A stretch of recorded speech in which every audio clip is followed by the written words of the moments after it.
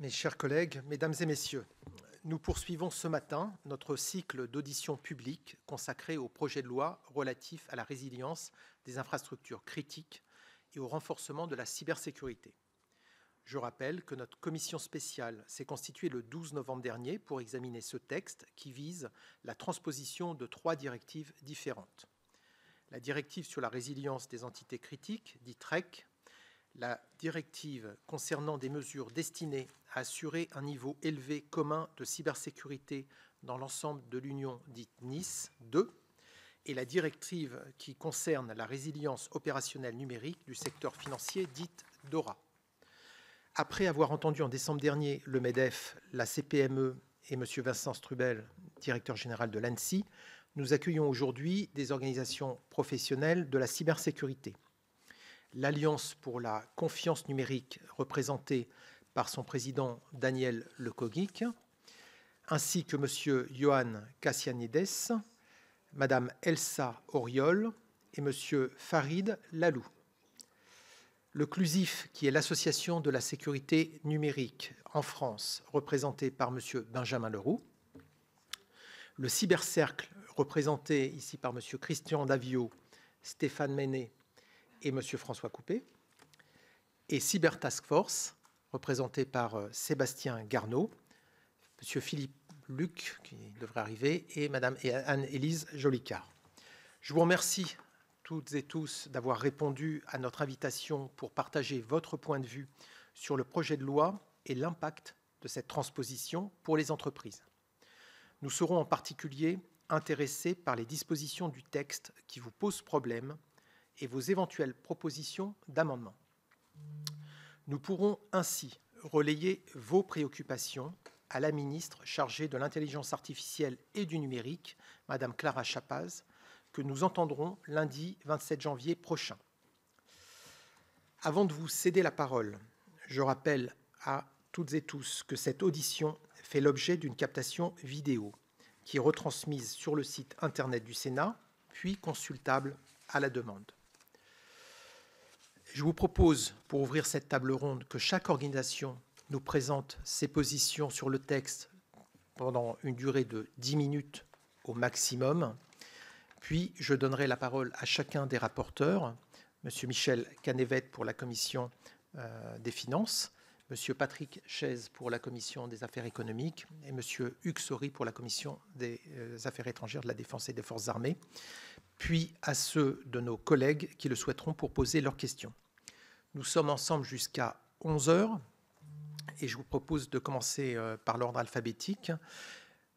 Mais avant toute chose, je veux vous rappeler, et je veux le dire ici, que vous représentez donc l'écosystème, que vous m'apportez beaucoup en tant que rapporteur du programme 129, que jusqu'à présent, auparavant, on auditionnait surtout nos administrations, et que c'est votre regard qui représente les entreprises et l'écosystème qui nous a permis de travailler un peu différemment et de faire évoluer les choses dans un sens différent avec l'administration. Vos propos sont très importants, très attendus. Et n'hésitez pas aussi à nous dire, puisqu'il y a un grand débat sur le budget de l'ANSSI, à nous donner aussi votre point de vue éventuel sur la question budgétaire, puisque là aussi, qui dit NIS 2 dit que l'ANSSI doit évoluer. Donc vous avez certainement des options ou des opinions. N'hésitez pas à intégrer ça dans votre propos liminaire et les rapporteurs donc, vous poseront vos questions. Merci. Donc je vous propose de commencer donc, par l'Alliance pour la confiance numérique, M. Daniel Lecoguic. Tout d'abord, merci Monsieur le Président, Messieurs les rapporteurs, Messieurs les sénateurs, de nous avoir invités à cette deuxième audition, puisqu'on a eu un premier échange il y a quelques semaines. L'Alliance pour la confiance du numérique représente, en tant que syndicat professionnel, représente les entreprises françaises, grands groupes, PME, start-up, dans le domaine de l'identité numérique, la cybersécurité, l'intelligence artificielle de confiance et les infrastructures de confiance, supercalculateur quantique. Donc on est doublement intéressé par ce mouvement de transposition de la directive européenne, des directives européennes.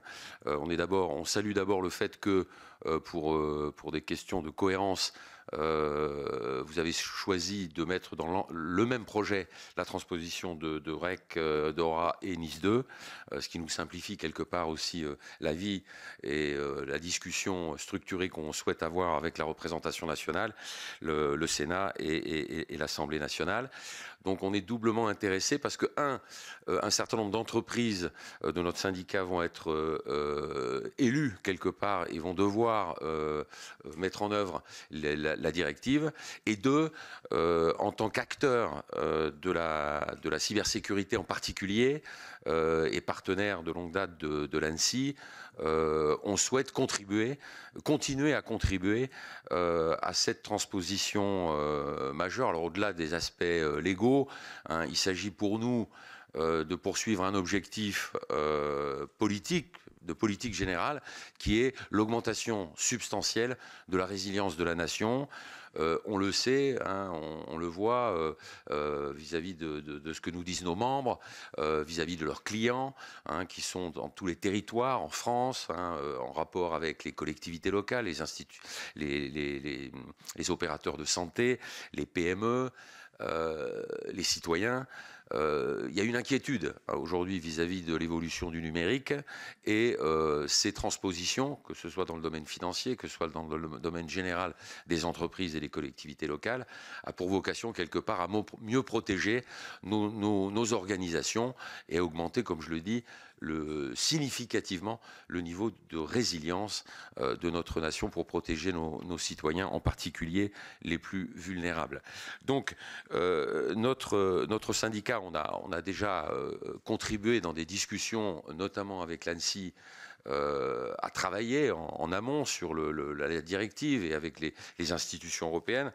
On a d'ailleurs à ce titre, en novembre 2023, produit un document, une analyse détaillée de la directive, notamment NIS 2 en particulier. Ce qui nous intéresse aujourd'hui, c'est de voir comment on peut continuer à être, dans le premier point de notre demande, c'est comment on peut continuer à être associé à la transposition, notamment dans la définition non seulement des amendements, et on a des propositions d'amendements qu'on vous fera parvenir, on a tout un document précis sur les éléments qu'on souhaite discuter avec la représentation nationale, mais aussi voir comment les décrets, c'est-à-dire en définitive concrètement, au-delà de la loi, comment on va se mettre en œuvre, dans quel tempo, alors les éléments de délai, les éléments de moyens et les éléments aussi de périmètre. Puisque tout ça va être discuté dans les semaines qui viennent avec la représentation nationale. Donc, le premier point, donc, c'est dans cette association publique-privée, on souhaiterait être associé et on vous propose de mettre dans la mise en œuvre que soit mise en œuvre une instance commune entre les différentes parties prenantes, que ce soit les cibles de la transposition et de la directive, mais aussi les acteurs, notamment les acteurs industriels, pour pouvoir co-construire ensemble, on pense que c'est un facteur de clé de succès, co-construire ensemble ce plan qui va durer plusieurs années. Ça ne va pas se faire en quelques mois. On pense que la mise en œuvre, vu la dimension et la magnitude du sujet, va prendre plusieurs exercices. Donc il va falloir mettre en perspective que ce soit la programmation sur plusieurs exercices. Donc premier point, demande d'instance pour suivre, mesurer ensemble, ajuster les moyens, ajuster les mesures, ajuster les actions pour atteindre nos objectifs communs.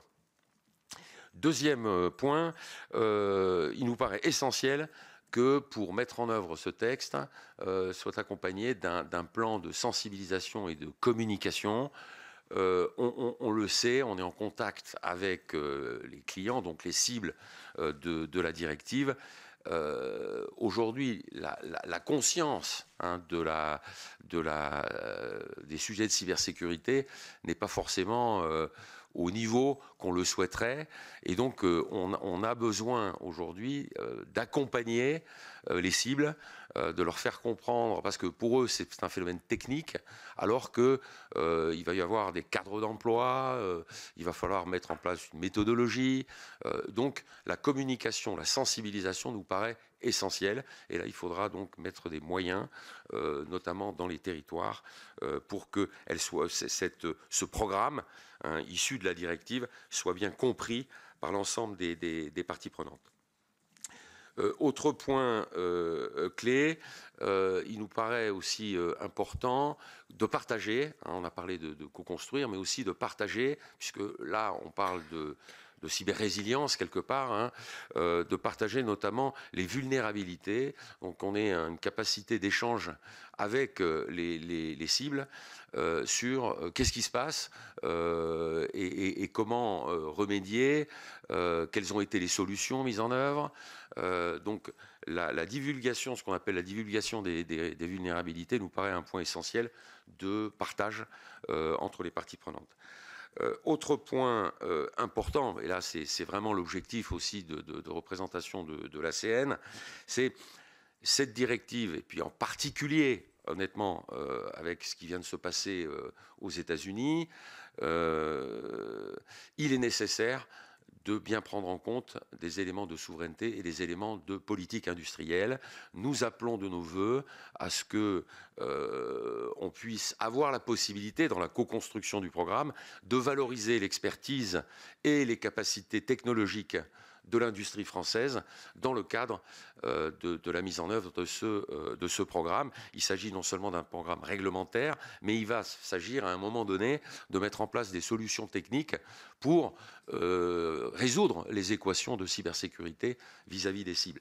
Et on préférerait, bien sûr, avoir la possibilité de donner la voix à l'industrie française, en particulier, bien sûr, dans les conditions normale de la commande publique, qu'on voudrait aussi discuter, parce que je pense qu'il y a la possibilité de mettre en place un programme sur plusieurs exercices avec ce qu'on appelle les plaques de procurement public, que ce soit l'UGAP, ou que ce soit la DIRISI, ou que ce soit l'UNIHA pour les établissements de santé, par exemple. Donc ça, c'est des discussions qu'on souhaite avoir aussi, et qui concernent très concrètement la mise en œuvre et l'efficacité de la mise en œuvre de cette directive. Voilà, en quelque sorte, quelques éléments de contexte, d'objectifs, et puis de points de mise en œuvre. Je vous propose à l'issue de la discussion de compléter la position de l'ACN en fonction aussi de vos questions sur ce sujet. Merci. Je vous remercie d'avoir parfaitement respecté les 10 minutes qui vous étaient attribuées. Monsieur Leroux, pour l'occlusif, s'il vous plaît.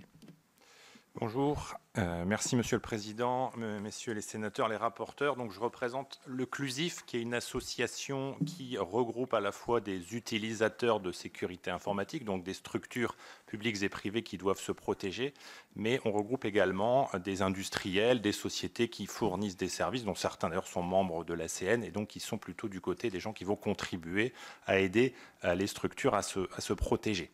Je suis également directeur de la société Advance, qui est une société française d'accompagnement en cybersécurité. Donc on est aussi sur le terrain pour aider des organisations publiques et privées en France à faire face à cette menace cyber. Alors premier point, premier commentaire global sur cette directive NIS 2 et sur les textes associés, qu'ils soient REC et DORA. Le premier point pour nous, c'est que c'est des textes qui vont dans le bon sens et c'est important de le souligner. On fait face à un contexte de menace très important. On en parle depuis un certain temps entre spécialistes du sujet cyber. La question n'est plus est-ce qu'un jour on se fera attaquer, c'est devenu quand est-ce qu'on va se faire attaquer. On a un contexte géopolitique très fort et du coup il faut augmenter de façon significative le niveau de protection et le niveau de résilience. Et le point positif de ce texte, c'est justement ce passage à l'échelle. On avait une approche historique, notamment avec Nice 2 et la LPM, centrée sur les organismes d'importance vitale, sur quelques structures. On sait désormais que tout le monde peut être attaqué et de plus en plus d'attaquants rentrent par des petites portes, attaquent des fournisseurs, des petites structures pour ensuite rebondir avec des structures plus critiques. Donc on a besoin d'élargir, et ce texte va dans le bon sens, on a besoin d'augmenter la couverture quelque part et partout en Europe, en particulier en France, que ce soit dans la sphère publique, dans la sphère privée. Donc c'est quelque chose de très important. Il faut également se rappeler que beaucoup d'attaques ne sont pas le fruit de cyberattaquants extrêmement doués dans les groupes les plus avancés. Il y a aussi des petits cybercriminels qui font des petites attaques, mais qui peuvent avoir des conséquences extrêmement graves quand il s'agit d'une petite entreprise, d'un hôpital ou d'une mairie d'une certaine maturité. Donc ça aussi, c'est des éléments importants. Et le texte est vraiment assez pragmatique, selon on est sur des mesures de sécurité qui parlent aux professionnels, et justement un des challenges, on en reparlera, ça va être de faire en sorte que ça parle à tout le monde. Il y a eu un certain nombre de réactions, et il y en aura sur le coût que représentent ces mesures de sécurité, parce qu'on va demander à des organisations qui en avaient peut-être jamais fait ou qui en faisaient très peu, de se mettre à protéger les systèmes informatiques, de sensibiliser, de mettre en place des processus de suivi, de gestion des risques. Pour nous, les coûts, il reste tout de même raisonnable par rapport au coût d'une cyberattaque. Il y a dans certains documents, on citait par exemple le coût de l'attaque sur l'hôpital de Corbeil-Essonnes, ça représente plusieurs millions d'euros. Se protéger, c'est toujours moins cher que faire face à l'attaque. Ça paraît un peu évident. Pour les gens qui n'ont jamais fait de cyber, on a toujours la question de se dire à partir de quand, pourquoi moi, est-ce que je suis concerné? Là, on va avoir une dynamique où on va pouvoir faire beaucoup plus de prévention, et ça, c'est un point important. Par contre, pour réussir ce challenge, il y a un certain nombre de choses qui sont pour nous assez importantes. Le premier point, c'est l'élargissement, et ça rejoint un petit peu ce qui a été dit par l'ACN, c'est quand on va devoir faire de la cybersécurité à des gens qui n'en avaient jamais fait, qui ne voulaient pas ou qui ne se sentaient pas concernés. Donc il y a un gros travail d'ouvrir quelque part le sujet auprès de populations qui ne se sentent pas concernées, qui n'ont peut-être pas de ressources humaines notamment pour faire face à ça. Donc il y a tout ce travail de communication, de sensibilisation. Il faut également mettre en perspective les besoins humains que ça va représenter. Des structures vont devoir recruter des professionnels ou faire appel à des professionnels de la cybersécurité. Donc il va y avoir un sujet sur les responsables cybersécurité qui vont devoir être identifiés. Il va falloir en trouver parce qu'on est quand même sur des professions assez rares. Donc il y a au-delà en plus, on va dire, de la communication et de la sensibilisation, des sujets d'emploi, des sujets de formation, de développement de la filière cybersécurité, et partout dans le territoire, on va avoir des besoins partout. C'est un point assez important. Et en complément de ces sujets, on va dire, d'ouverture de la cybersécurité aux non-initiés, et c'est un peu ce que fait, par exemple, le CLUSIF quand on essaie d'échanger avec des professions qui ne sont pas spécialement aguerries, que ce soit dans la sphère publique, dans la sphère privée, il faut sensibiliser le plus grand nombre. Un autre point extrêmement important, ça sera d'avoir des termes, des définitions les plus précises possibles. On est sur un sujet assez complexe. Certains termes font parfois faire débattre les experts pendant des heures. Il faudra avoir les idées claires sur ce qu'est un incident, ce qu'est une vulnérabilité, ce qu'est le risque cyber, à partir de quand on rentre quelque part sous le périmètre de tous ces textes. Parce que pareil, pour des personnes non initiées, ça peut sembler être des choses un peu abstraites, un petit peu difficiles à appréhender. Si on prend un exemple récent, par exemple, sur les Jeux Olympiques, avant les Jeux Olympiques, on avait parlé de millions, de milliards d'attaques. Le bilan de l'ANSSI a des chiffres beaucoup plus raisonnables, en dizaines, en centaines. Événements de sécurité, attaques, morceaux d'une attaque. On voit bien qu'il y a beaucoup de définitions qui parfois peuvent faire un petit peu débat. Il va falloir avoir des termes qui font consensus, qui parlent à tout le monde pour que les structures concernées, quelle que soit leur maturité, mettent en place les mesures adaptées, proportionnelles pour, encore une fois, atteindre ce niveau global d'augmentation de la résilience, tout en étant sur des démarches budgétaires au sens large, humaines, solutions technologiques, etc., raisonnables aussi par rapport aux moyens des uns et des autres. Donc pour nous, voilà, un élément autour de l'ouverture de la cyber qui passera par la communication, la sensibilisation, et puis aussi le développement de la filière cyber, et puis un besoin de précision pour s'assurer que les personnes concernées soient à l'aise sur tous ces concepts un peu parfois nouveaux. Merci beaucoup pour ces points d'attention. Monsieur Sébastien Garnaud pour Cyber Task Force. Merci, Monsieur le Président, Messieurs les rapporteurs, Mesdames et Messieurs les sénateurs. Déjà, merci d'être nombreux. Parce que sur nos sujets, parfois, on se sent un peu seul. Pour nous, Nice 2, tout le monde vous dit que c'est une opportunité. On le pense aussi. La question, c'est pour qui et pourquoi. Et on pense que ça doit bénéficier d'abord aux gens, aux personnes. Et c'est ça le changement de paradigme. Tout le monde vous parle de changement de paradigme et revient à sa zone de confort sur les systèmes. Nous, on pense que Nice 2 va réguler les organisations et pas les systèmes d'information. Ce qui va avoir des conséquences assez concrètes sur les définitions, et c'est là où, avec le CLUSIF et d'autres, on est parfaitement en lien. La mission du projet de loi, c'est la résilience. L'objectif, c'est donc d'inverser la courbe, et l'outil, on pense que l'industrie a sa part à avoir dans cette réponse. Bien sûr, en plus, dans un contexte où je comprends que les questions budgétaires sont serrées, le budget de l'ANSSI va se contracter.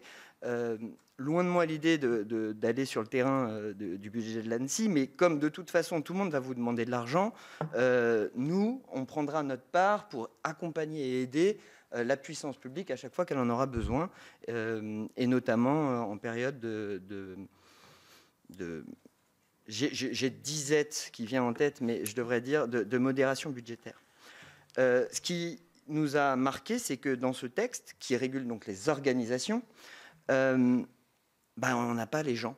L'humain est complètement absent du texte, sauf quand il s'agit de sanctionner. Donc pour le moment, on a de potentielles victimes qui, en plus, vont prendre la deuxième lame.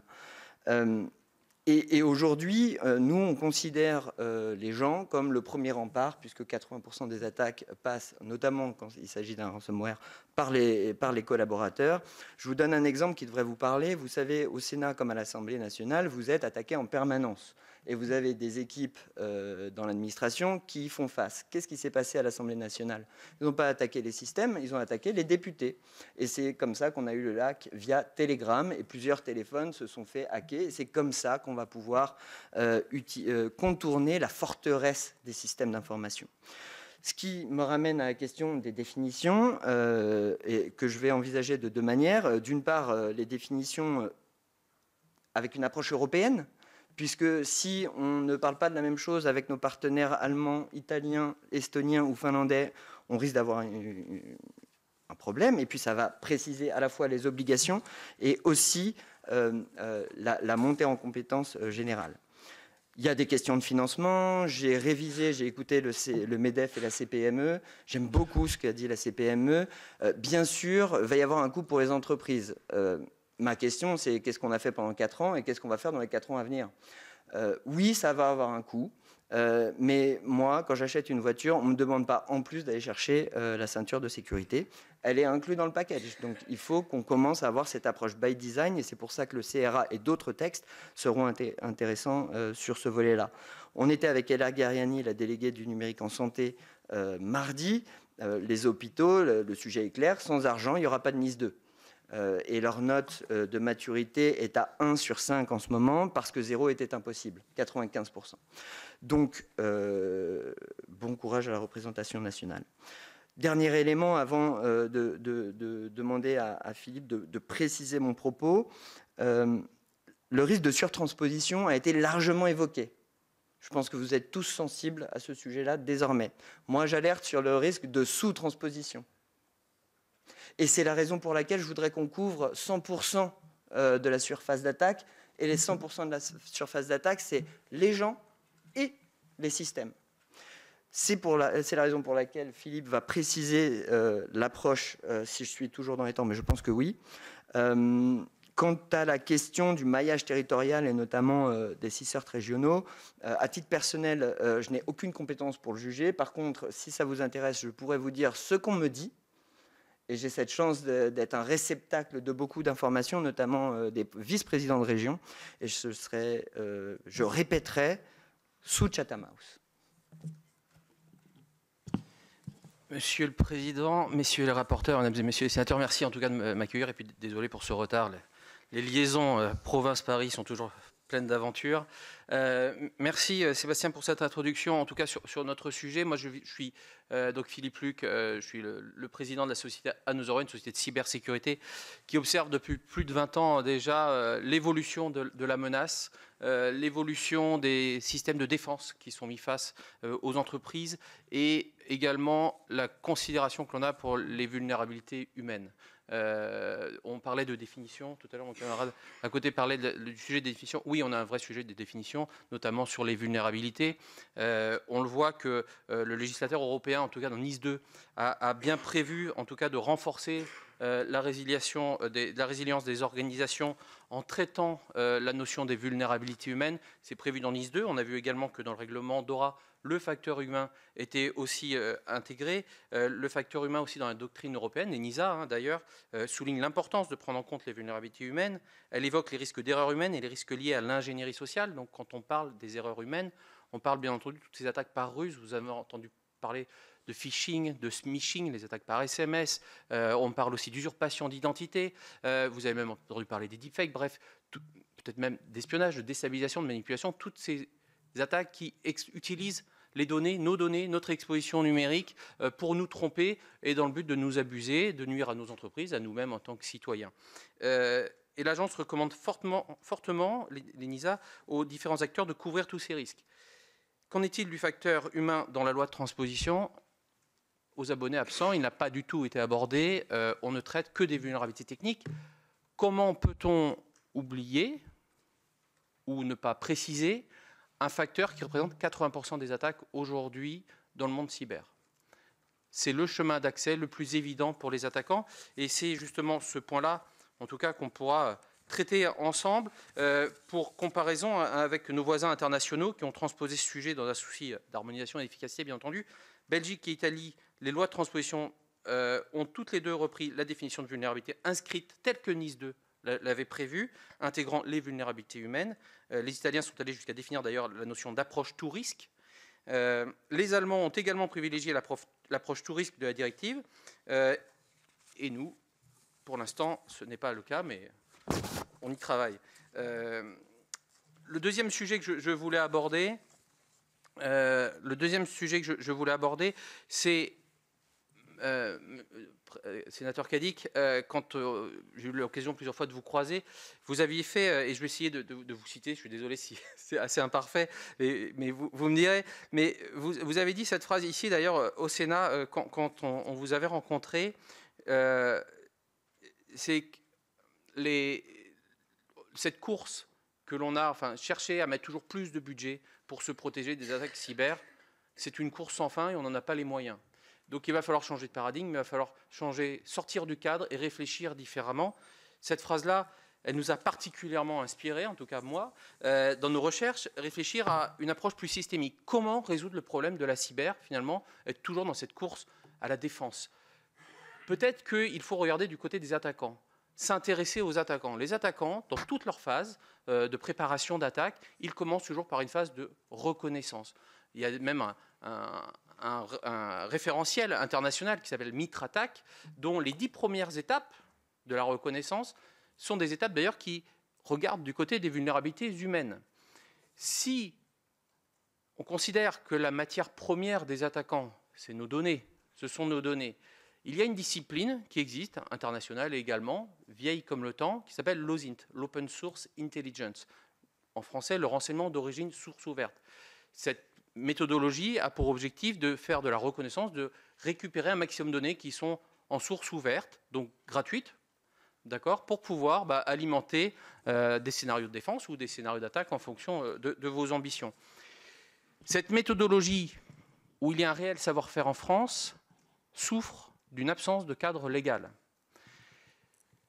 Si l'on souhaite se défendre, il faudra certainement penser comme des attaquants, regarder ce qu'ils voient de nous. Je ne vous refais pas les citations de Sun Tzu qui disait voilà, connais ton ennemi, mais connais-toi toi-même. Tant qu'on ne va pas permettre aux forces de l'ordre et aux entreprises ainsi qu'aux experts de la cyber de pouvoir exercer pleinement l'activité d'OSINT pour protéger et améliorer la résilience de nos entreprises, ça risque d'être compliqué. Et je finirai aussi sur un problème que j'ai aussi en pensant de cette façon-là, en tant que citoyen et aussi que dirigeant d'entreprise. En discutant avec pas mal de dirigeants qui vont être soumis à NIS 2, on a beaucoup parlé des sanctions. Des sanctions, c'est-à-dire que je mets en place des moyens cyber, je suis victime d'une attaque, je peux être sanctionné. Et on voit même que des très grands groupes, malgré tous les moyens qu'ils mettent en œuvre, qui sont vertueux au sein des scores de cybersécurité, peuvent être victimes. D'ailleurs, par l'exploitation de données personnelles, très souvent, on a pu le voir notamment avec des infos stealers.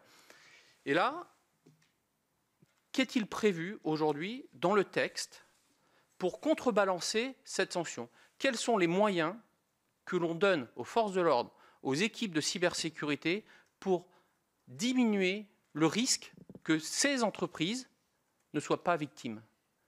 Quels sont leurs moyens? L'OSINT permettrait de le faire. L'OSINT permettrait de nous donner les moyens de protéger et de défendre, de mettre l'anticipation de la cyber en avant plutôt que la réponse qui est une habitude. Voilà, je vais m'arrêter là. C'était pour mes propos. Merci beaucoup. Je pense qu'effectivement, on sera d'accord pour dire que ce n'est pas forcément en rajoutant de l'argent qu'on va gagner la guerre, mais parfois parce qu'on pense différemment et on anticipe sur l'attaque des attaquants. Pour le cybercercle, Christian Davio. Monsieur le Président, messieurs les rapporteurs, mesdames, messieurs, vous le savez, en région ou à Paris, le cybercercle rassemble depuis 2012 acteurs économiques, administrations et élus. Ces règles de fonctionnement favorisent les échanges francs et directs entre participants. Nos propos d'aujourd'hui reprennent donc certains de ces échanges tenus au sein du cybercercle. Alors le cybercercle partage évidemment les objectifs de cyber-résilience portés par les directives transposées. Parallèlement, son ancrage territorial lui donne une vision claire du niveau très relatif de sensibilité aux risques numériques des entreprises comme des collectivités territoriales et de leur capacité à les traiter au regard de leurs ressources. S'agissant du projet de loi, nous avons compris que les avis du Conseil d'État du 6 juin, du Conseil national d'évaluation des normes et de la délibération de la CNIL du 23 mai, ainsi que l'avis de la Commission supérieure du numérique et des postes du 3 octobre, ont porté sur un texte différent de celui présenté en Conseil des ministres, déposé au Sénat et donc examiné par votre commission spéciale. 3 parties dans ce propos liminaire, que je vais faire rapide. Les loups, les flous et enfin quelques suggestions de bon sens. D'abord les flous. Flou à propos du champ d'application du texte. Si les secteurs d'activité visés sont fixés par la directive NIS 2, les critères de désignation des entités essentielles ou importantes sont significativement à la discrétion des États membres. À titre d'exemple, la directive prévoit spécifiquement de cumuler les chiffres de l'entité, personnel, chiffre d'affaires, bilan, avec une partie de ceux des sociétés du groupe auxquelles l'entité appartient pour déterminer sa taille et donc déterminer à quel degré elle est concernée par NIS 2. Or, la directive donne la possibilité aux États membres de prendre en compte uniquement les chiffres de l'entité si les systèmes d'information utilisés par cette entité dans le périmètre de NIS 2 sont indépendants de ceux du groupe. Ce qui est évidemment clé pour les entreprises qui sont dans ce cas. Cette option n'étant pas intégrée dans le projet de loi français en l'état, toute entité d'un groupe sera donc vraisemblablement considérée comme une grande entreprise, quelle que soit sa taille réelle, ce qui est évidemment un problème. Par ailleurs, l'article 8 du projet de loi dispose qu'un décret en Conseil d'État permettra au Premier ministre de désigner par arrêté les entités publiques ou non, soumises ou non à la réglementation, sans plus de précision. D'ailleurs, le projet de loi renvoie par 29 fois à des décrets en Conseil d'État, ce qui n'apporte évidemment pas de sécurité juridique aux entités éventuellement visées. En fait, nul n'est capable de dire aujourd'hui combien d'entités seront finalement concernées, d'autant qu'il y aura nécessairement une extension de l'application aux sous-traitants par la voie contractuelle. Nous serons donc bien au-delà des 15 000 annoncés. Flou également à propos des coûts à la charge des entités visées. Dans la note du 15 mars 2024, qui accompagnait une version précédente du projet de loi, tel que les ministères l'ont alors découvert, le coût moyen de mise en conformité pour une entité était estimé à 400 000 €. En audition devant votre commission spéciale, le directeur général de l'ANSSI estimait pour sa part à 200 000 € ce coût. Au passage, nous comprenons qu'il s'agit de coûts moyens relatifs à la seule transposition de NIS 2, REC et DORA visent chacun des acteurs spécifiques et entraîneront des coûts particuliers. Il nous semble délicat de demander aux entités régulées une décision de gestion qui engage de tels budgets au seul argument que ce montant serait moins coûteux que les conséquences d'une attaque informatique. Par ailleurs, en ce qui concerne les futures entités importantes et à propos des mesures à appliquer, prendre comme hypothèse que l'entité concernée serait incapable d'effectuer une analyse de risque va à l'encontre du quotidien des dirigeants d'entreprise ou de collectivités. Quoi qu'il en soit, selon les chiffres avancés et pour le seul titre 2 du projet de loi présenté, le coût global de mise en œuvre à la charge des entités visées oscillerait entre 3 et 6 milliards d'euros. Il est facile d'imaginer l'impact de tels montants sur la trésorerie et la capacité financière des entreprises, ainsi que la répercussion sur le coût de leurs produits et services. Vous connaissez à l'avance la réaction des collectivités territoriales face à des charges nouvelles dans un contexte budgétaire qui se contracte. Flou également à propos des sanctions. Dans son avis du 6 juin 2024, le Conseil d'État estime que si l'on exclut les collectivités territoriales des sanctions, il y a rupture d'égalité et obstacle à l'atteinte des objectifs de Nice 2. On pourrait sans doute porter une remarque identique à propos des administrations, ce qui est ouvert par le point 16 de l'avis du Conseil d'État. En audition, il a été indiqué à votre commission spéciale par l'administration que les sanctions visant les dirigeants d'entreprise seront dans la loi, mais qu'elles ne seront pas appliquées. L'interdiction de gestion temporaire pour les dirigeants d'entreprise essentiels est bien présente dans la directive et c'est la commission des sanctions, telle que prévue dans le projet de loi, qui prendra la décision à partir d'une instruction faite par l'ANSSI. Affirmer qu'aucune interdiction de gestion temporaire ne sera prononcée revient à indiquer que la commission des sanctions ne sera de fait pas indépendante. Nous nous interrogeons par ailleurs sur la composition de la commission des sanctions telle que présentée dans le projet de loi et nous ferons des propositions à ce propos justement. Flou également à propos du rôle de l'ANSSI. Le même avis du Conseil d'État, dans son point 15, suggère de donner au Premier ministre la possibilité de nommer une autre autorité pour la mise en œuvre du contrôle des opérateurs, avant, dans son point 18, d'estimer que les 4 premiers chapitres du titre 2 du projet de loi assurent la transposition fidèle et complète de la directive Nice 2. Or, le texte du projet a été profondément modifié après l'avis rendu par le Conseil d'État. Ainsi, les missions de l'ANSSI ne sont plus précisées dans la nouvelle rédaction, ce qui a fermé la porte de fait à la nomination éventuelle d'une autre autorité, excepté dans le domaine de la défense. Il y a un paradoxe à affirmer que l'ANSSI concentrera ses interventions sur les entités essentielles et vouloir y centraliser l'ensemble des procédures relatives aux entités importantes. La cybersécurité étant liée au métier, il semble important de donner le rôle qui leur revient au ministère coordonnateur des secteurs d'activité visés par la directive et au tissu institutionnel et économique de proximité des entités concernées. Nous pensons que charger la seule ANSSI de la mise en œuvre de l'ensemble du dispositif nuirait à son efficacité, surtout dans la perspective de l'évolution prévisible de la réglementation européenne, dans le cas par exemple d'une extension du nombre des secteurs d'activité. Flou enfin dans la partie de l'étude d'impact relative à la transposition de Nice 2. Nous avons noté que le Conseil national d'évaluation des normes a systématiquement donné un avis négatif sur les articles pour lesquels il était consulté. L'étude d'impact, pourtant verbeuse, n'en donne pas les raisons. L'étude d'impact annonce par ailleurs certains éléments dans le tableau de transposition, mais ne les communique pas. On peut citer par exemple la fiche d'impact intitulée « Périmètre de compétences de l'ANSSI et exigences de sécurité » à laquelle il est renvoyé dans le tableau à 10 reprises. Les loups ensuite. Toutes les parties prenantes sont attentives à la surtransposition des directives. Nous sommes en revanche souvent moins attentifs à la sous-transposition, pourtant ici significative et portant sur des enjeux majeurs. Sur les 4 objectifs fixés par l'article 2 de la directive Nice 2, le projet de loi ne répond qu'à 2 d'entre eux. La directive Nice 2 demande dans son article 7 l'adoption et la mise à jour, au moins tous les 5 ans, d'une stratégie nationale de cybersécurité et souligne 18 points auxquels devrait répondre cette stratégie. Or, dans le projet de transposition, on ne trouve nulle trace de réponse à l'objectif de clarté stratégique fixé par la directive. Le mot stratégie ne se trouve d'ailleurs pas dans le texte. Au cours d'une audition dans la Commission de la Défense et des Affaires étrangères du Sénat, il a été fait allusion au fait qu'une stratégie nationale de cybersécurité avait été élaborée, mais que les aléas politiques n'avaient pas permis de la rendre publique. Nous avons pu consulter ce projet de stratégie. C'est un travail de qualité, mais qui ne répond pas toutefois à l'ensemble des points demandés par la directive. Le deuxième loup concerne les règles et obligations pour le partage d'informations en matière de cybersécurité. L'article 29 de la directive demande aux États membres la mise en place entre les entités visées d'accords de partage d'informations en matière de cybersécurité et notamment d'informations sur la menace, tout en reconnaissant ce partage d'informations comme conforme au RGPD. Or, le projet de loi ne reprend pas ces dispositions pourtant attendues par nombre d'acteurs de l'écosystème et cruciales évidemment pour permettre une lutte opérationnelle contre les attaques informatiques. Enfin, et contrairement à la première version du projet de loi, la définition d'un incident donnée dans l'article 6 de la directive Nice 2 n'est pas transposée et l'étude d'impact est muette sur cette notion, pourtant capitale, évidemment, dans les articles traitant de notification des incidents.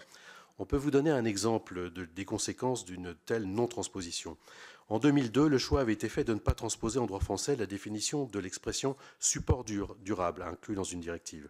Pendant plusieurs années, la compréhension de la DGCCRF de support durable, qui n'était pas alignée avec la définition européenne, a notablement compliqué la situation et l'activité des opérateurs économiques souhaitant proposer des documents à valeur légale sous forme numérisée. Nous notons au passage que la Belgique a fait le choix de transposer intégralement l'article 6 de la directive NIS 2 et d'y ajouter des définitions annexes. Quelques suggestions de bon sens pour terminer.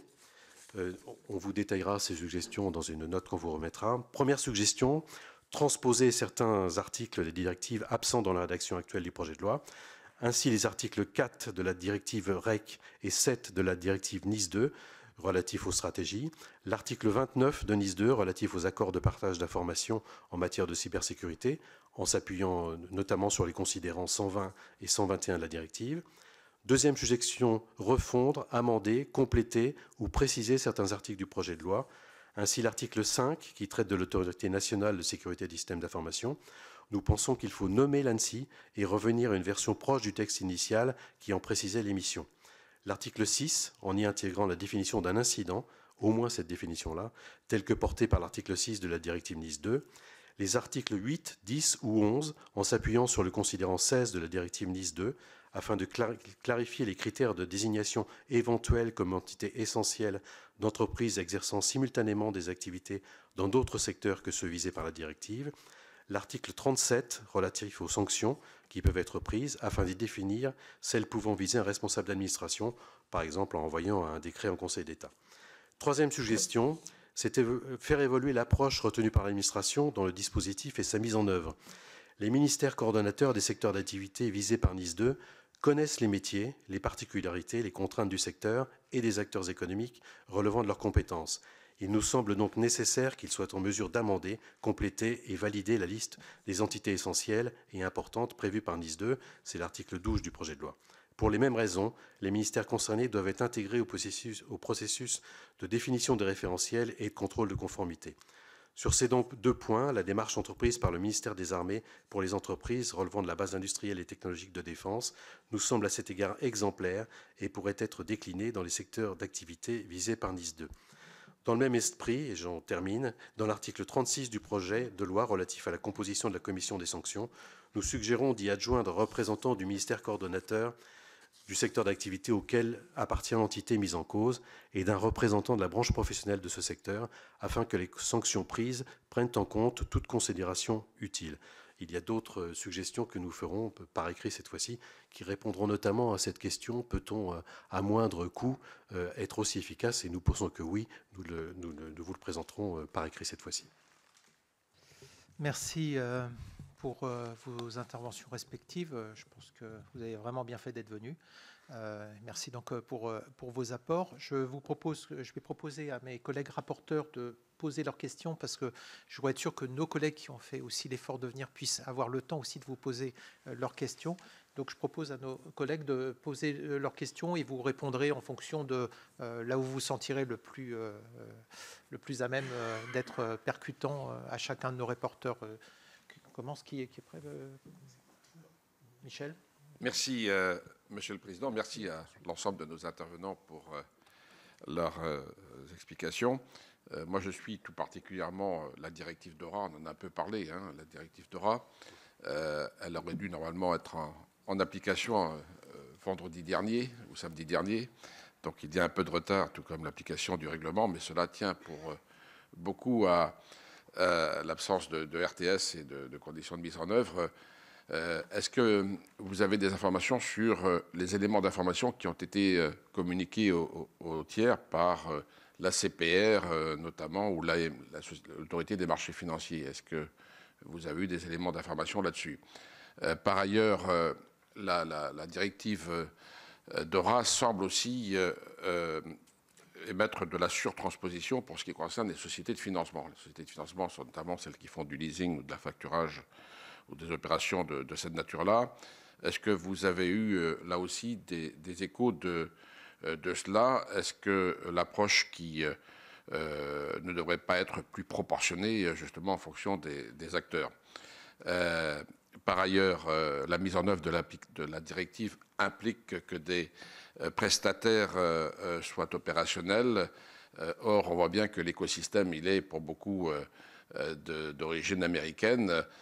Est-ce que l'on peut développer un écosystème européen ou français, enfin français ou européen, et être moins dépendant des Américains? Et puis, dernière question sur les régulateurs, puisqu'il faudra faire du reporting aux régulateurs en permanence. L'ANSSI est équipée pour cela, puisqu'elle peut recevoir l'ensemble des informations d'attaque à tout moment, y compris pendant les week-ends. Mais pour ce qui concerne la CPR ou l'AMF, il n'en est pas de même. Est-ce que des évolutions vous semblent nécessaires en ce sens? Voilà. Et puis, dernier sujet, on a quand même un certain nombre d'entreprises qui ont à la fois les prescriptions de DORA et les prescriptions de NIS 2. Est-ce qu'il vous semble y avoir, je dirais, des charges extrêmement lourdes pour ces entreprises-là, c'est-à-dire l'application des deux directives conduit à une surréglementation en quelque sorte? On va passer directement de Nora à NIS 2, donc les questions de Patrick Chaise, notre collègue. Merci. Merci, Monsieur le Président. Oui, effectivement, je suis plutôt chargé de la partie de la transposition de la directive NIS 2. Cette directive est d'une importance évidemment capitale, car les changements attendus pour le monde économique sont significatifs dans toute l'Union européenne, mais plus particulièrement en France. D'abord, en matière de périmètre, il est en effet estimé que le nombre d'entités régulées passe de 500 à 15 000 et que le nombre de secteurs économiques concernés passe de 6 à 18 par rapport au précédent cadre de régulation prévu par NIS 1. Ensuite, parce que ce sont désormais tous les systèmes d'information des entités régulées qui sont par principe concernés. Enfin, parce que c'est un changement majeur de paradigme qui est à l'œuvre. Il ne s'agit plus seulement de sécuriser les infrastructures critiques, mais d'assurer la résilience des entités critiques en tant qu'organisation. Autrement dit, la couverture est beaucoup plus large. Aujourd'hui, je me réjouis de pouvoir vous entendre ensemble, car vos différentes organisations ont toutes animé des rencontres autour de la transposition de la directive NIS 2 et publié de la documentation générale ou technique à l'attention de vos membres et du grand public. Depuis maintenant plus d'un mois, nous menons des auditions auprès de différents représentants sectoriels et je ne peux que témoigner de l'ampleur du chemin qu'il reste à parcourir pour une plus grande prise de conscience collective. Lors de ces auditions, plusieurs points récurrents, souvent concordants, ont été soulevés et je souhaiterais donc avoir votre avis sur le sujet. D'abord, pensez-vous que les entreprises que vous représentez sont suffisamment informées des changements à venir?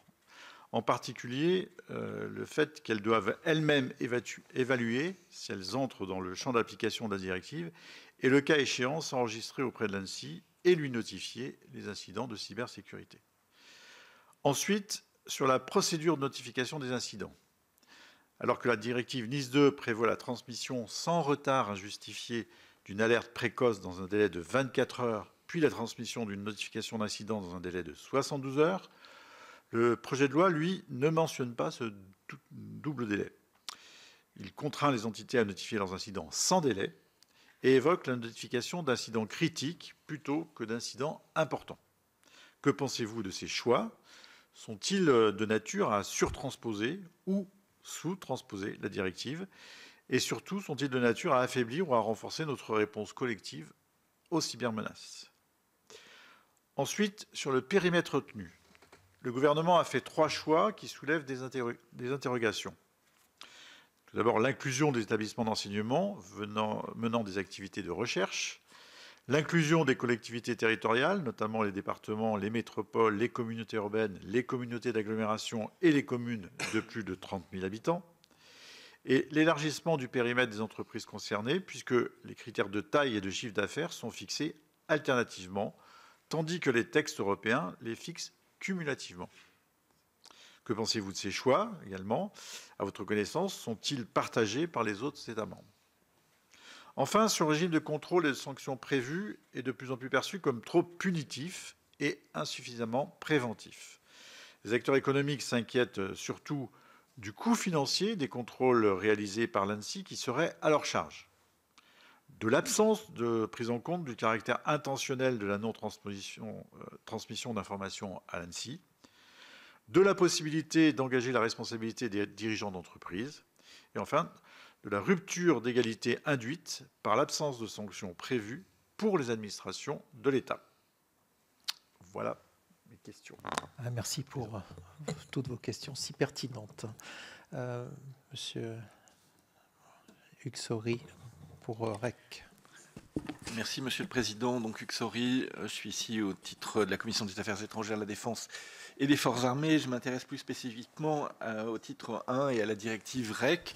D'abord, je voudrais vous remercier pour la clarté de vos propos dans un domaine complexe où parfois il y a une tendance à être jargonneux. Je pense que certains d'entre vous ont souligné l'importance de la sensibilisation et de la communication, et l'usage d'un vocabulaire compréhensible par tous, à mon avis, va complètement dans ce sens-là. Je voulais le souligner et vous en remercier. J'ai effectivement quelques questions. Certaines ont trouvé déjà des réponses dans vos propos liminaires. Quel enseignement peut-on tirer de la mise en œuvre de la directive Nice 1 et de sa transposition en droit français qui pourrait nous amener à faire évoluer la copie du gouvernement? Sauf exception pour la défense, le gouvernement a fait le choix de confier à une autorité unique, l'ANSSI, la mise en œuvre de la politique gouvernementale en matière de sécurité des systèmes d'information, alors que ce choix n'était pas imposé par la directive Nice 2. Ce choix vous semble-t-il pertinent?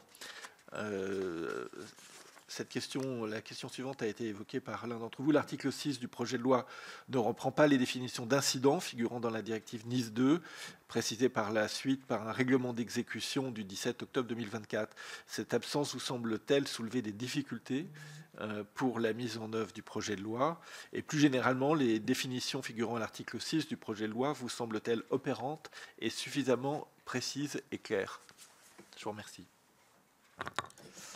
Très bien. Donc, il nous reste un peu plus, 30 minutes ou un peu plus, et je voudrais m'assurer que ceux qui ont demandé à vous poser des questions complémentaires puissent le faire. Donc, je vous demanderai d'être le plus concis possible pour que chacun puisse s'exprimer sur les réponses. On va faire dans le même ordre, peut-être, si vous voulez bien répondre. Beaucoup de questions très larges, je ne vais pas pouvoir répondre à l'ensemble. Je vais me concentrer sur 2 points qui sont vraiment des points stratégiques pour notre organisation, ou en tout cas qui sont une préoccupation de nos membres. Les 2 points, c'est le budget, enfin les aspects financiers, et le deuxième point, c'est les éléments de politique industrielle, puisque quand vous posez la question, notamment sur Dora ou sur les établissements financiers, si la trajectoire n'induisait pas quelque part la mise en place de technologies américaines, c'est un vrai sujet, hein, surtout dans les temps qui nous occupent aujourd'hui. Donc sur les budgets, je dirais qu'il y a 2 grandes familles de budgets. Il y a une première famille qui va concerner les budgets des opérateurs étatiques qui vont être en charge de, quelque part, suivre, mettre en œuvre, contrôler la mise en place du programme.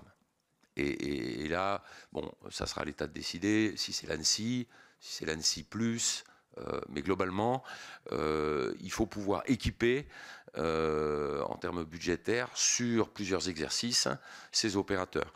Et nous, par expérience, on le voit, on l'a vu dans Nice 1, on l'a vu aussi, et j'en parlerai un peu plus détaillé, sur les Jeux Olympiques. C'est assez intéressant la façon dont on a traité la problématique des Jeux Olympiques. Il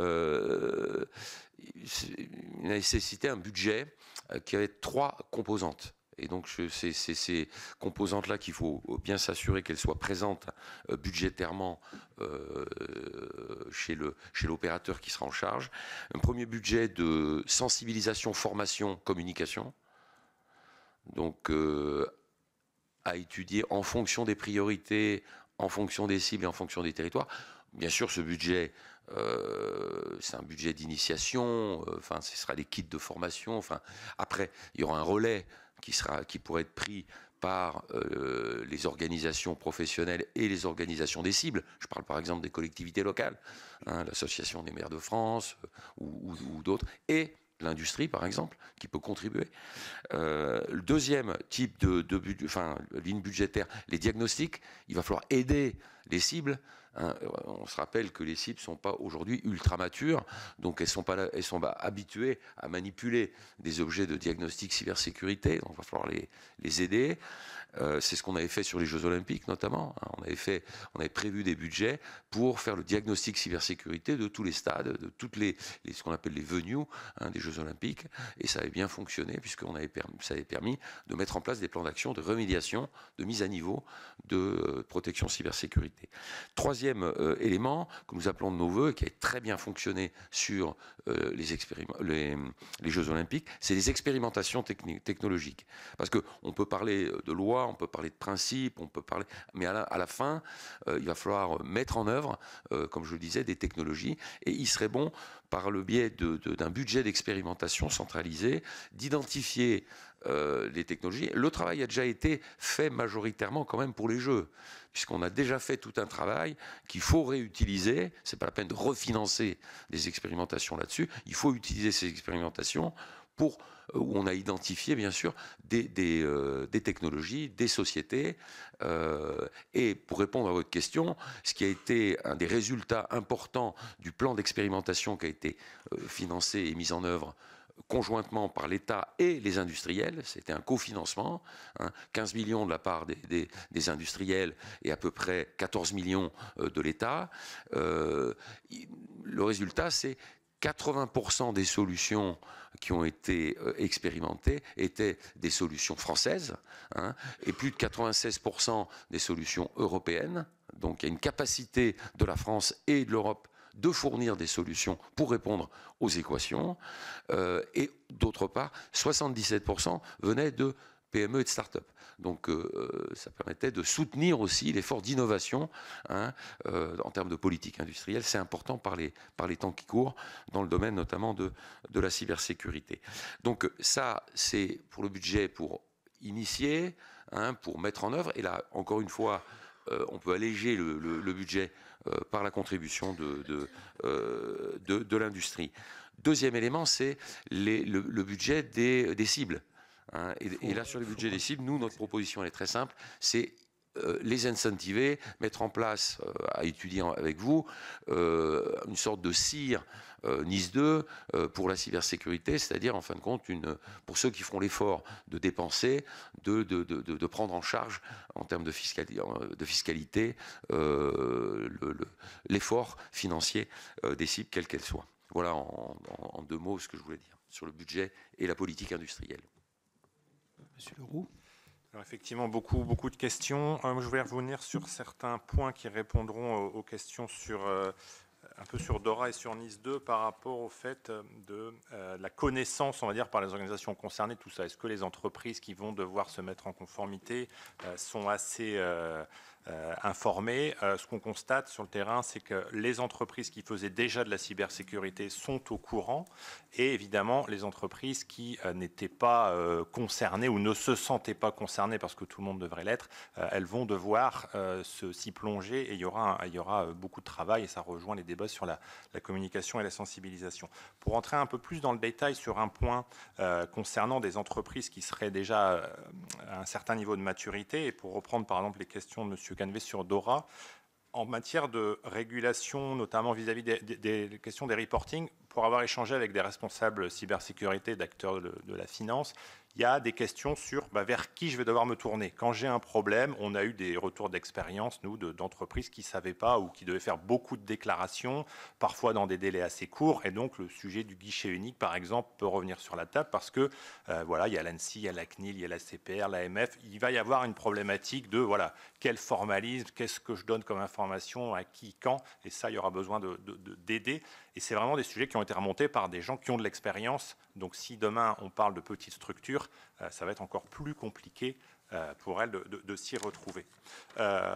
L'autre point, donc ça rejoint un peu toutes les questions sur les incidents. Oui, il nous paraît nécessaire d'avoir les définitions les plus claires possibles et de les avoir dans le texte, parce que sinon on va se retrouver perpétuellement sur des débats de est-ce que c'est vraiment un incident, du coup est-ce que je le déclare, et sur la question du timing, c'est important également d'avoir des éléments assez précis.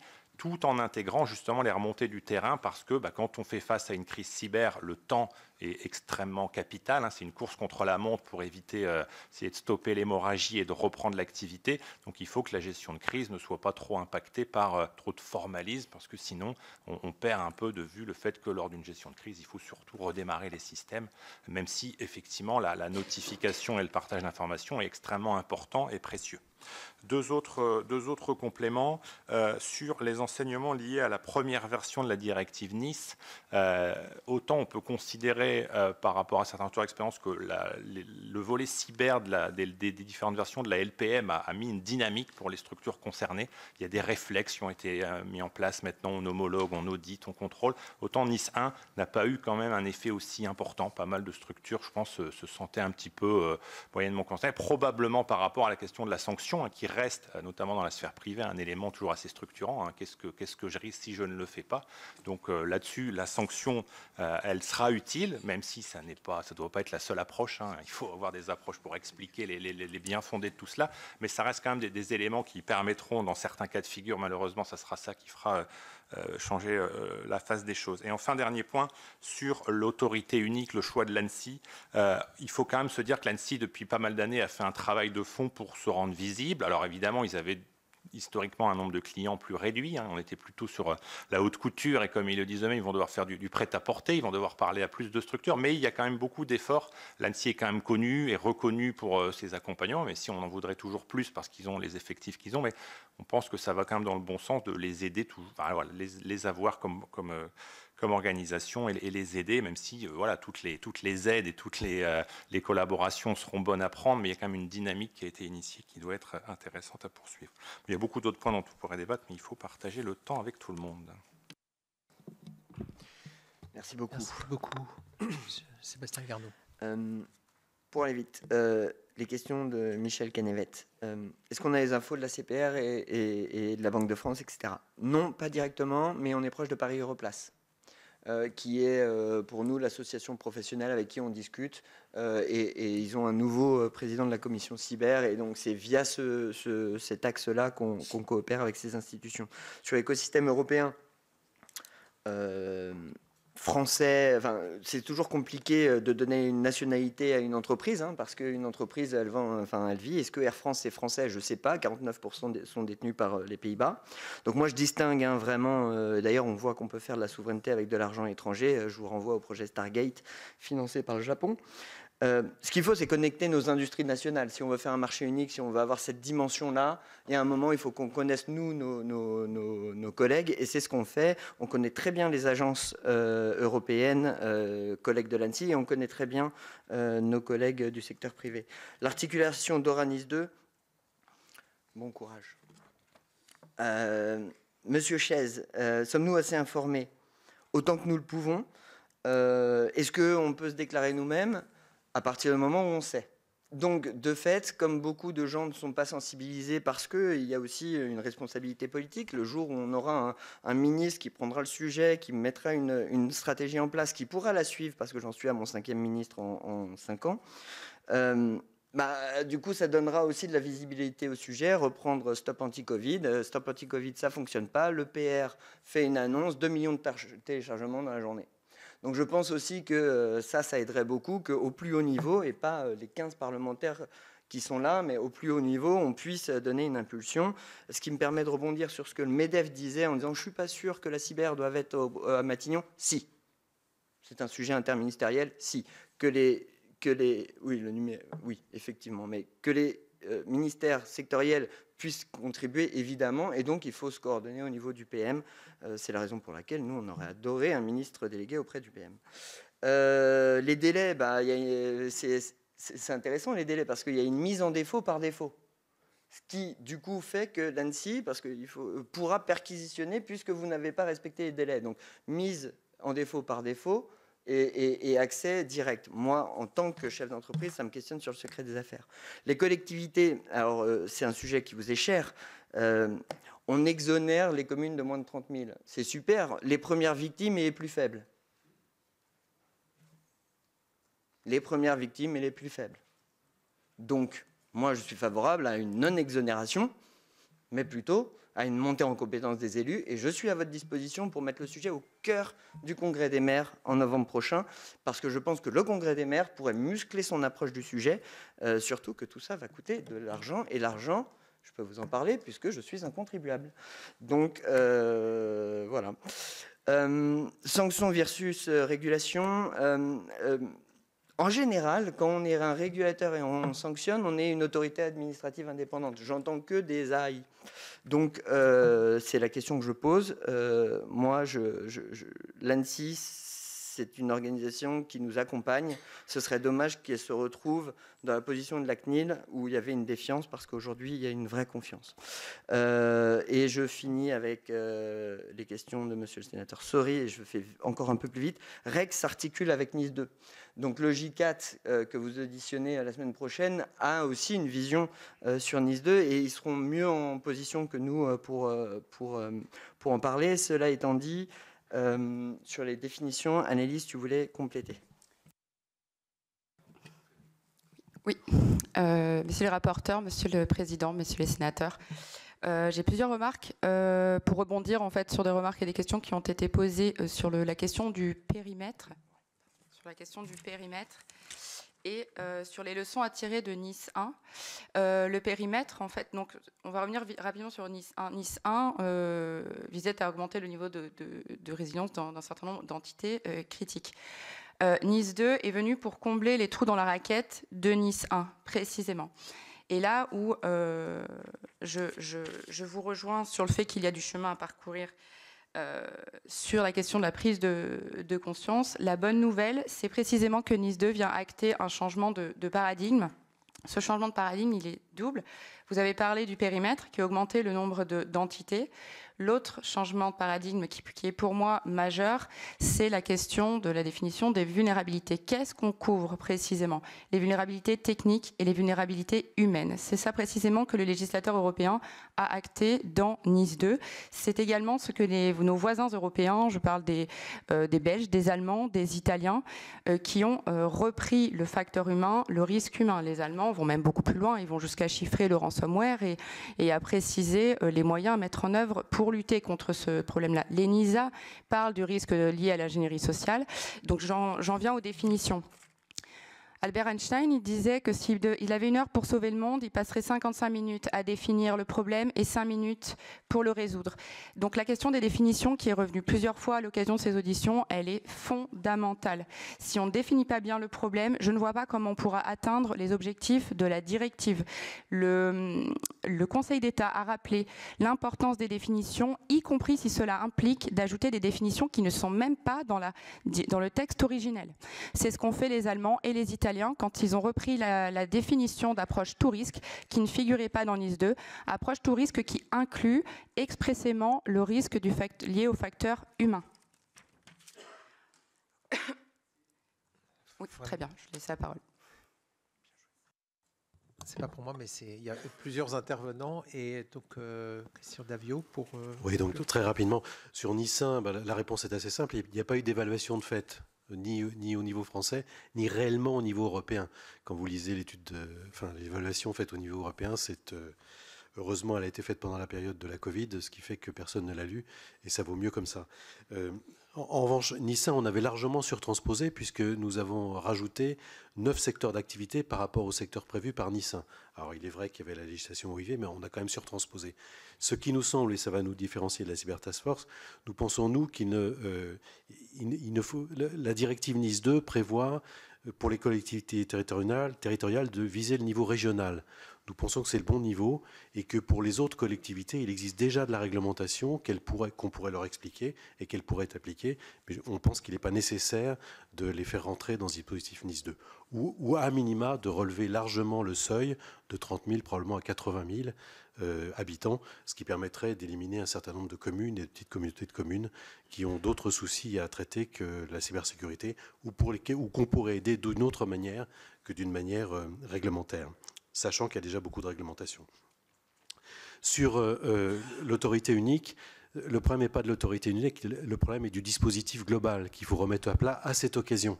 Il y a eu des tas de créations ces dernières années. Il y a eu beaucoup d'argent de dépensé. Je crois que c'était 750 millions d'euros, ne serait simplement pour pour France 2030. Est-ce que cet argent dépensé a été évalué? Est-ce qu'on a une évaluation globale du dispositif national de cybersécurité? Je ne pense pas, j'en ai pas vu en tout cas. Peut-être l'avez-vous fait dans vos travaux d'évaluation. Moi, je ne l'ai pas vu, donc il faudrait évaluer. Et on peut s'appuyer sur des structures en place qui pourront aider l'ANSSI à mettre en œuvre une stratégie éventuelle. Mais l'ANSSI n'a pas à tout faire, l'ANSSI ne peut pas tout faire, notamment en région, et donc il faut s'appuyer là-dessus. Merci beaucoup pour vos réponses. Je vais...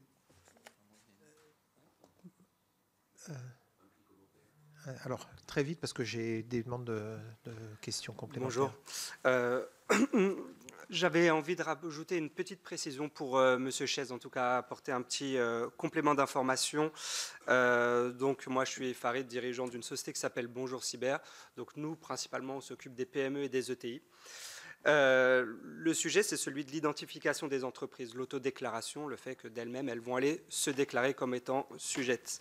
Il y a là deux sujets. Moi, je vois deux sujets. Il y a celles qui vont se poser la question, est-ce que je vais devoir être compliant à NIS 2 ? J'ai envie de dire, pour elles, c'est déjà gagné, parce qu'elles se posent la question, il y a déjà des dispositifs en place pour aller voir si je suis soumis ou pas. La vraie difficulté, c'est d'aller taper la masse, celle qui ne se pose même pas la question de savoir est-ce que NIS 2 existe ou pas. Il ne faut pas oublier, moi je vais vous faire des retours terrain, c'est qu'aujourd'hui les entreprises ont des vrais sujets ROI, c'est-à-dire elles recherchent du retour sur investissement, elles cherchent à survivre. On est dans un moment qui est assez compliqué en termes de gestion de trésor, de budget. Donc leur focus, malheureusement, même si elles ont en tête la cybersécurité, ce n'est pas celui-là. C'est de faire marcher leur entreprise, c'est de faire tourner leur entreprise, aller générer du chiffre d'affaires.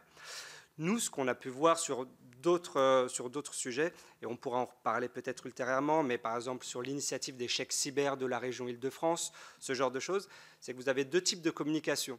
Vous allez avoir la communication institutionnelle qui va essayer par tous les moyens d'aller toucher ces entreprises, et derrière, vous allez aller voir les entreprises que nous on représente, c'est les entreprises de cybersécurité, qui à la base, par une démarche commerciale, va aller solliciter ces entreprises-là, c'est ce qu'on appelle faire de la prospection, mais au final, cette prospection, elle aura une double utilité. Un, elle va apporter aux entreprises de cybersécurité des marchés, mais deux, elle va aller faire le travail que pourrait faire l'ANSSI, que pourraient faire les collectivités, etc., d'aller notifier à des entreprises qu'elles sont soumises à NIS 2. Donc je pense qu'on ne l'a pas assez souligné aujourd'hui. Ça va être le rôle clé des entreprises de cybersécurité pour aller justement dans l'identification de ces entreprises. Par rapport à ça, et pour finir, là où il va y avoir aussi un challenge, c'est qu'on veut que ces entreprises puissent se déclarer dans des délais qui soient raisonnables. Par contre, on parlait tout à l'heure de sanctions. On sait très bien que tout ce qui est sanctions va prendre un petit peu de temps. Je parlais des priorités des entreprises. Comment faire pour pas que ça passe en numéro 2, qu'on ne se dise pas, OK, je sais que je dois me soumettre à NIS 2, mais je ne vais pas me déclarer tout de suite, je vais attendre. Donc peut-être qu'à ce moment-là, ce dont on parlait, des incitations financières, un crédit d'impôt, etc., sur un certain laps de temps peut-être, justement sur ce laps de temps, avant que les premières sanctions ne tombent, et de dire aux gens, on va vous aider pour aller vite, parce qu'on sait que c'est compliqué, mais ensuite prenez vos responsabilités. Merci à vous. Merci beaucoup. On est déjà en retard sur l'horaire, mais aussi sur le fait qu'on devrait déjà avoir mis en route NIS 2. Vous voyez, ça fait 6 mois, donc vous demandez encore du temps, mais c'est effectivement intéressant. Mais vous avez totalement raison dans vos commentaires. Je vais commencer à prendre les questions. Je suis désolé. Du coup, vous pourrez peut-être en profiter pour répondre à ce moment-là. Ludovic Hay, puis ensuite Catherine Morin-Desailly, Michel Gréau, mais... Merci, Monsieur le Président, messieurs les rapporteurs, mes chers collègues, mesdames et messieurs. Juste quelques réactions à chaud. Donc, merci d'abord pour vos propos à tous et à tous extrêmement complets et tout à fait complémentaires. Je crois que c'est important aussi de le souligner aujourd'hui dans une époque où parfois on martèle sur le même message systématiquement. J'aimerais simplement peut-être essayer de vous dire une introduction assez rapide. Lorsque je suis interpellé par un élu qui me dit « la loi est mal faite », je lui réponds, comment voulez-vous que la même loi puisse correspondre à la fois à une métropole de plus de 100 000 habitants et à une commune de 50 habitants? Il y a un moment, sur le dernier kilomètre, il faut articuler. Alors je pense que c'est là où on a tous un rôle, c'est sur l'articulation du dernier kilomètre. Et le NIS 2, en tout cas la partie cyber, n'y échappera pas. Et j'aimerais au moins vous faire prendre conscience ce matin de l'écart énorme qu'il peut y avoir, et vous le savez, entre une entreprise du CAC 40 qui a une DSI mise en place depuis des dizaines d'années, qui n'a pas attendu les risques cyber pour s'organiser, et une commune qui a pour seule DSI une secrétaire générale de mairie à temps partiel sur plusieurs communes. Voilà. Et donc, vous le disiez, Monsieur Garneau, je crois qu'il y a aussi un vrai sujet de bon sens, de système D, qui ne coûte pas forcément très cher. Moi, je tourne beaucoup dans les communes et je leur dis, mais est-ce que vous avez au moins une sauvegarde? C'est-à-dire qu'on est déjà dans le cadre de se dire, on a été attaqué, ça peut arriver. Voilà, au niveau du clusif, vous avez dit, c'est pas une question de, c'est qu'une question de temps. C'est est-ce que vous avez une sauvegarde? Et la réponse, souvent, la plus fréquente, c'est de se dire, je pense, oui, il y a une entreprise qui vient de temps en temps, etc. Ça veut dire que même un PRA, un plan de reprise d'activité, n'a pas été fait et on n'est pas en mesure, le jour de l'attaque, de repartir. Et c'est ça, je crois qu'aujourd'hui, le NIS 2, c'est pas en mettant une épée de Damoclès supplémentaire aux communes de vous dire si vous ne faites pas le travail, vous aurez une amende supplémentaire. Ils ont déjà plein d'épées de Damoclès, si vous voulez.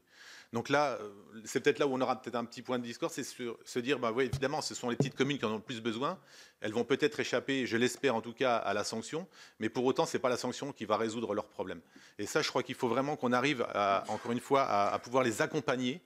Sous quelle forme? On peut y travailler ensemble, mais vraiment les accompagner dans ce dernier kilomètre. En tout cas, moi, je serai partie prenante à vos côtés pour le faire. Et puis peut-être au moins vous alerter, je serai très court, Monsieur le Président, c'est quand même un marché extrêmement opportuniste. On a aussi beaucoup d'entreprises qui viennent frapper, qui ont compris, parfois même certaines en reconversion, c'est-à-dire que leur activité principale ne fonctionnant plus, on dit tiens, on va s'inventer responsable cyber, entreprise cyber, et donc elles frappent aux portes des communes en disant on a la solution qui va vous sauver, qui va vous prémunir de tout. Et là aussi, les maires et les adjoints ont besoin d'accompagnement pour faire le bon tri entre, excusez-moi pour la référence religieuse, mais entre le bon grain et l'ivraie, pour justement les accompagner et ne pas mettre le quelques deniers qu'elles ont encore dans une entreprise qui ne vient là que pour faire du bénéfice. Voilà, merci à vous. Merci, mon cher collègue.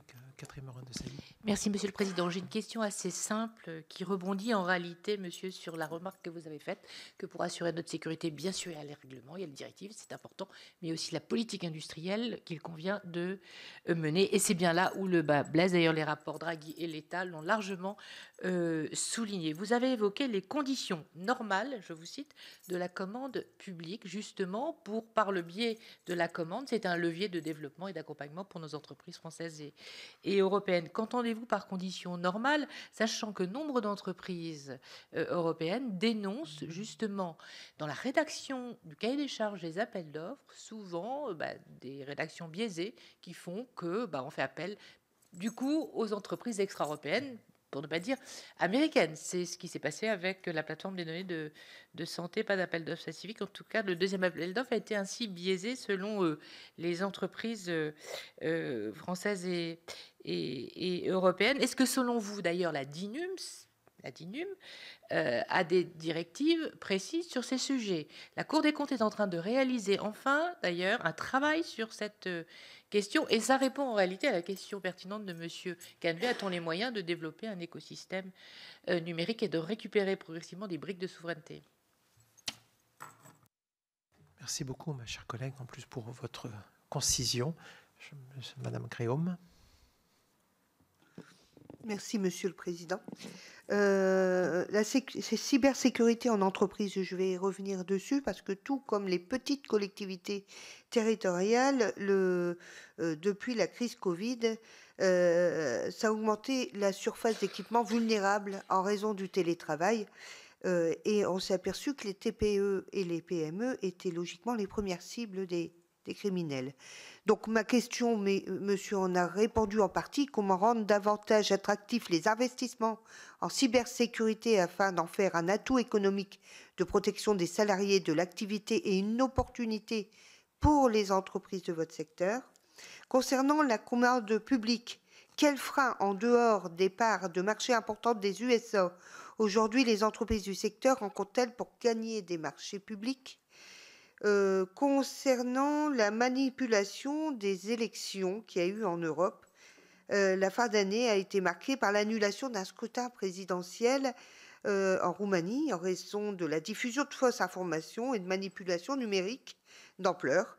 En parallèle, Musk, bras droit de Trump et égérie d'une internationale réactionnaire, ne semble pas agir pour la modération des contenus sur la plateforme X. Cette situation a donné lieu à une passe d'armes entre Musk et Breton, alors que les élections législatives allemandes sont menacées par la manipulation et la désinformation. Dans quelle mesure la protection des systèmes électoraux constitue-t-elle un enjeu pour les entreprises de votre secteur? Et enfin, un dernier point, même si ce n'est pas une cyberattaque, la panne mondiale de juillet 2014, cet incident nous montre la fragilité du système numérique mondial. Notamment, ça a été surtout le problème des entreprises utilisant les logiciels de Microsoft avec CrowdStrike. Comment analyser cette panne et les effets de l'évolution de la cybersécurité en France? Voilà, merci. Merci, ma chère collègue. Toutes vos questions étaient très pertinentes. Je voudrais par contre isoler je voudrais isoler quand même la partie sur le côté champ informationnel, parce que là, on n'est pas tout à fait sur le sujet. Et si vous partez là-dessus, on est déjà limité. Je voudrais être sûr que vous puissiez répondre à toutes les questions techniques. Madame Liconel. Merci, Monsieur le Président. Compte tenu du nombre de questions et de l'heure, j'ai un peu hésité à prendre la parole, mais en même temps, je suis sénatrice du Nord et élue de Lille.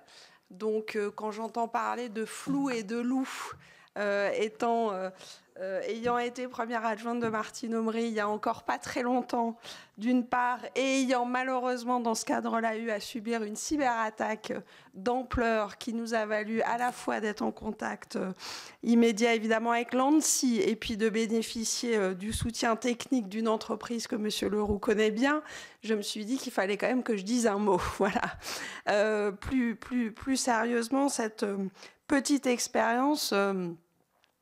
et puis les travaux qu'on a pu mener, y compris avec ma collègue Catherine Morin-Desailly sur tous ces sujets de cybersécurité, m'amènent à vous réinterroger sur la question qui a été évoquée en tout début de à la fois les gens et les systèmes.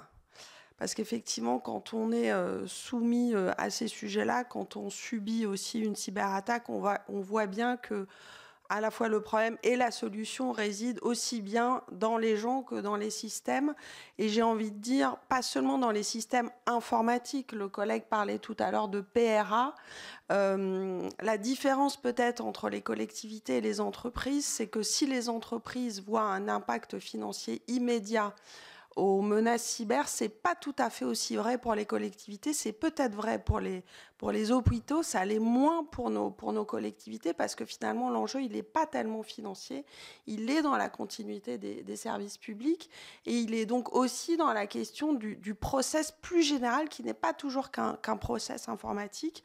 Et moi je pense qu'on doit se pencher aussi sur cette question-là, sur laquelle on est finalement assez peu accompagné par l'État, y compris peut-être par les préfectures, sur comment, quand on n'a pas de système informatique opérant, comment on rend quand même le service public. Donc j'élargis un peu le propos, mais il me semble que c'est tout ça qu'il faut qu'on ait à traiter si on veut à la fois faire prendre conscience aux organisations, aux entités concernées de la raison pour laquelle elles doivent s'y pencher et si on veut les accompagner correctement. On a eu un petit débat hier avec le collègue Cadic sur la place ou pas des moyens financiers dans tout ça.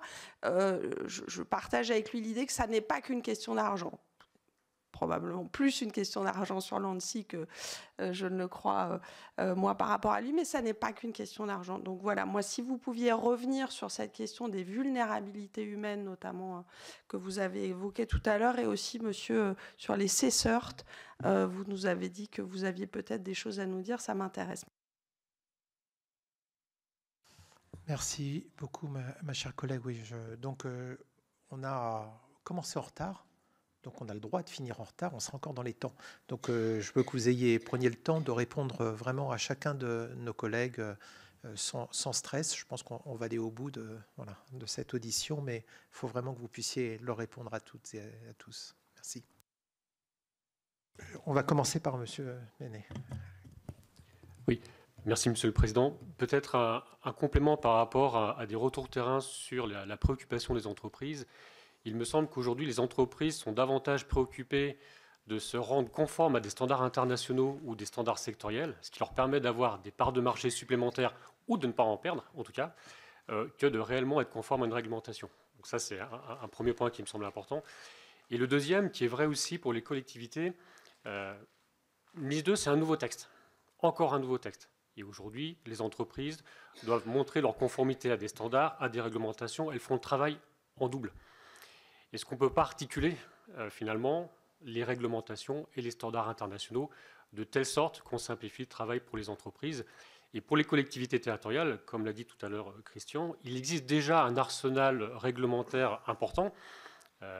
Est-ce qu'on n'a pas intérêt à faire peut-être un état des lieux de ce qui existe avant de remettre un texte supplémentaire qui va alourdir à la fois ceux qui doivent se rendre conformes, mais aussi ceux qui doivent mener les contrôles? Ça peut être un gain de simplification. Pour répondre aux questions, Daniel Lecoguic. Oui, je vais répondre un peu aux deux questions, aux préoccupations de monsieur et de madame, qui sont liées un peu à la politique industrielle, le sujet dont on évoquait tout à l'heure l'importance en termes de confiance numérique, de résilience et d'autonomie stratégique. Cette transposition donne l'opportunité globalement de penser, de mettre en dynamique la filière industrielle au service des territoires, au service des organisations publiques et des entreprises. Donc il ne faut pas manquer l'opportunité de se regrouper tous ensemble. C'était le message que j'ai donné dans mon introduction, être ensemble, c'est-à-dire anticiper, innover ensemble et collaborer. Donc ça, c'est mes trois messages qui sont les motos, quelque part, qui seraient les motos de cette mise en œuvre de programme. Avec un point clé, c'est pour résoudre le sujet de... il y a beaucoup de cibles qui sont perdues. Elles ne savent pas à quel sein se vouer. Elles voient le matin une entreprise, à midi une autre et le soir une autre encore. Donc, il faut faire un programme pour simplifier les chemins de quelque part la mise en conformité, et là je parle de la mise en conformité avec des solutions technologiques.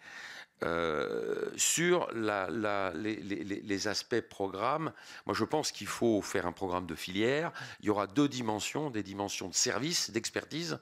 On a besoin de ressources humaines et on a besoin de technologie. Madame, vous posiez des problématiques liées aux technologies, parce que sur les services, c'est la proximité, il faut être attentif au territoire, il va falloir faire peut-être un effort de certification, labellisation des entreprises qui seront NIS 2 compatibles quelque part. Ça, c'est un effort qu'on peut faire nous au niveau de la filière et notamment du syndicat professionnel pour vous proposer justement un processus dans lequel vous auriez des sociétés ou des entreprises qui seraient habilitées à travailler pour les cibles.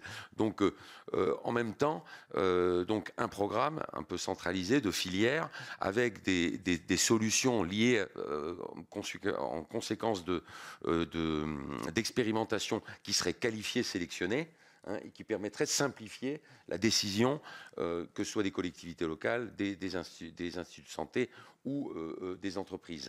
Là maintenant, effectivement, il y aura un rôle de la commande publique, et quand je dis la commande publique, c'est des grandes organisations que j'ai cité l'UGAP, et j'ai cité aussi UniHA, qui devraient être impliquées dans le programme. Et les administrations aussi. Donc voilà, et ça permettrait aussi de définir des solutions qui soient adaptées aux besoins, qui ne soient pas surqualifiées. Il ne s'agit pas non plus de suréquiper les collectivités. Je pense que des besoins basiques de backup très... mais sachez quand même que si l'industrie, ça c'est un message clé, a une vision de prédiction sur le long terme, sur 3 exercices, c'est sûr que l'économie générale qu'elle pourra proposer au programme sera plus intéressante.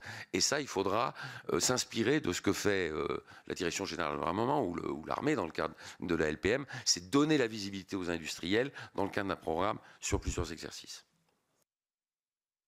Merci. En plus, ça répond très bien à ma collègue par rapport à sa question. Monsieur Le Clusier.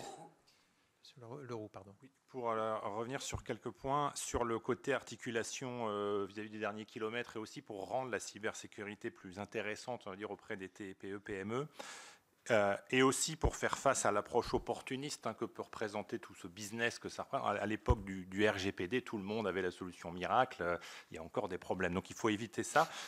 on vient de parler de certification, de labellisation. Pour moi, la bonne nouvelle, c'est qu'on a des solutions. Il faut vérifier comment, sans en rajouter quelque part, on peut les adapter pour ce fameux passage à l'échelle. C'est un terme que l'ANSSI reprend souvent, ce passage à l'échelle. Il y a des dispositifs, il y a les visas de sécurité de l'ANSSI. C'est peut-être pas toujours la bonne solution, mais il faut s'inspirer des choses en place pour ne pas non plus que ça représente des coûts supplémentaires pour les sociétés de cybersécurité, parce que quand on se lance dans une démarche de labellisation, de qualification, c'est des investissements, et il faut pouvoir être vite opérationnel en s'appuyant sur des choses qui marchent. On verra si ça peut aussi passer l'échelon européen, parce que c'est aussi un autre sujet de toutes ces problématiques de labellisation européenne, mais il y a quand même des solutions en place, ce qui permettra d'une part de partir un peu lancé, et puis de faire un peu le tri entre les professionnels les plus adaptés et les professionnels un peu plus opportunistes qui ne seraient là que pour en profiter. Et au passage, ça répondra à une autre problématique qui avait été abordée par M. Canvé, celle de l'écosystème. Il y a beaucoup d'acteurs, notamment pour la technologie, qui ne sont pas français, pas européens. Si on aide encore ces entreprises au niveau européen et en France, on a des acteurs intéressants sur beaucoup de solutions et on pourrait avoir des dispositifs qui les rendraient encore plus intéressants, encore plus compétitifs.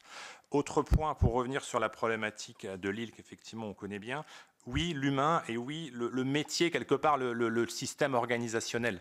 Il y aura toujours des besoins techniques, technologiques. On ne pourra pas faire sans. La cybersécurité a besoin de ça. Mais effectivement, il faut sensibiliser avec des démarches efficaces et il faut aussi prévoir le pire et ne serait-ce que savoir où sont rangés les stylos et les cahiers le jour où il n'y a plus du tout d'informatique. Ça peut paraître une anecdote, mais on a besoin de se préparer à ces plans de crise et ça doit faire partie quelque part de l'accompagnement parce qu'une gestion de crise, ce n'est pas uniquement la remise sur pied de l'informatique, c'est comme ça a été dit, la poursuite des activités, que ce soit celle d'une entreprise ou celle d'une administration. Il faut que ça tourne, que ça puisse continuer à tourner. Donc il faut intégrer ça et pas uniquement une réponse informatique, même si on en a parlé, la sauvegarde par exemple, il y a des basiques informatiques qui ne sont pas toujours présents. Et dernier point pour revenir sur le sujet CrowdStrike et la panne qu'on avait au début un petit peu affectée à Microsoft alors qu'il s'agissait d'une vulnérabilité dans les logiciels CrowdStrike.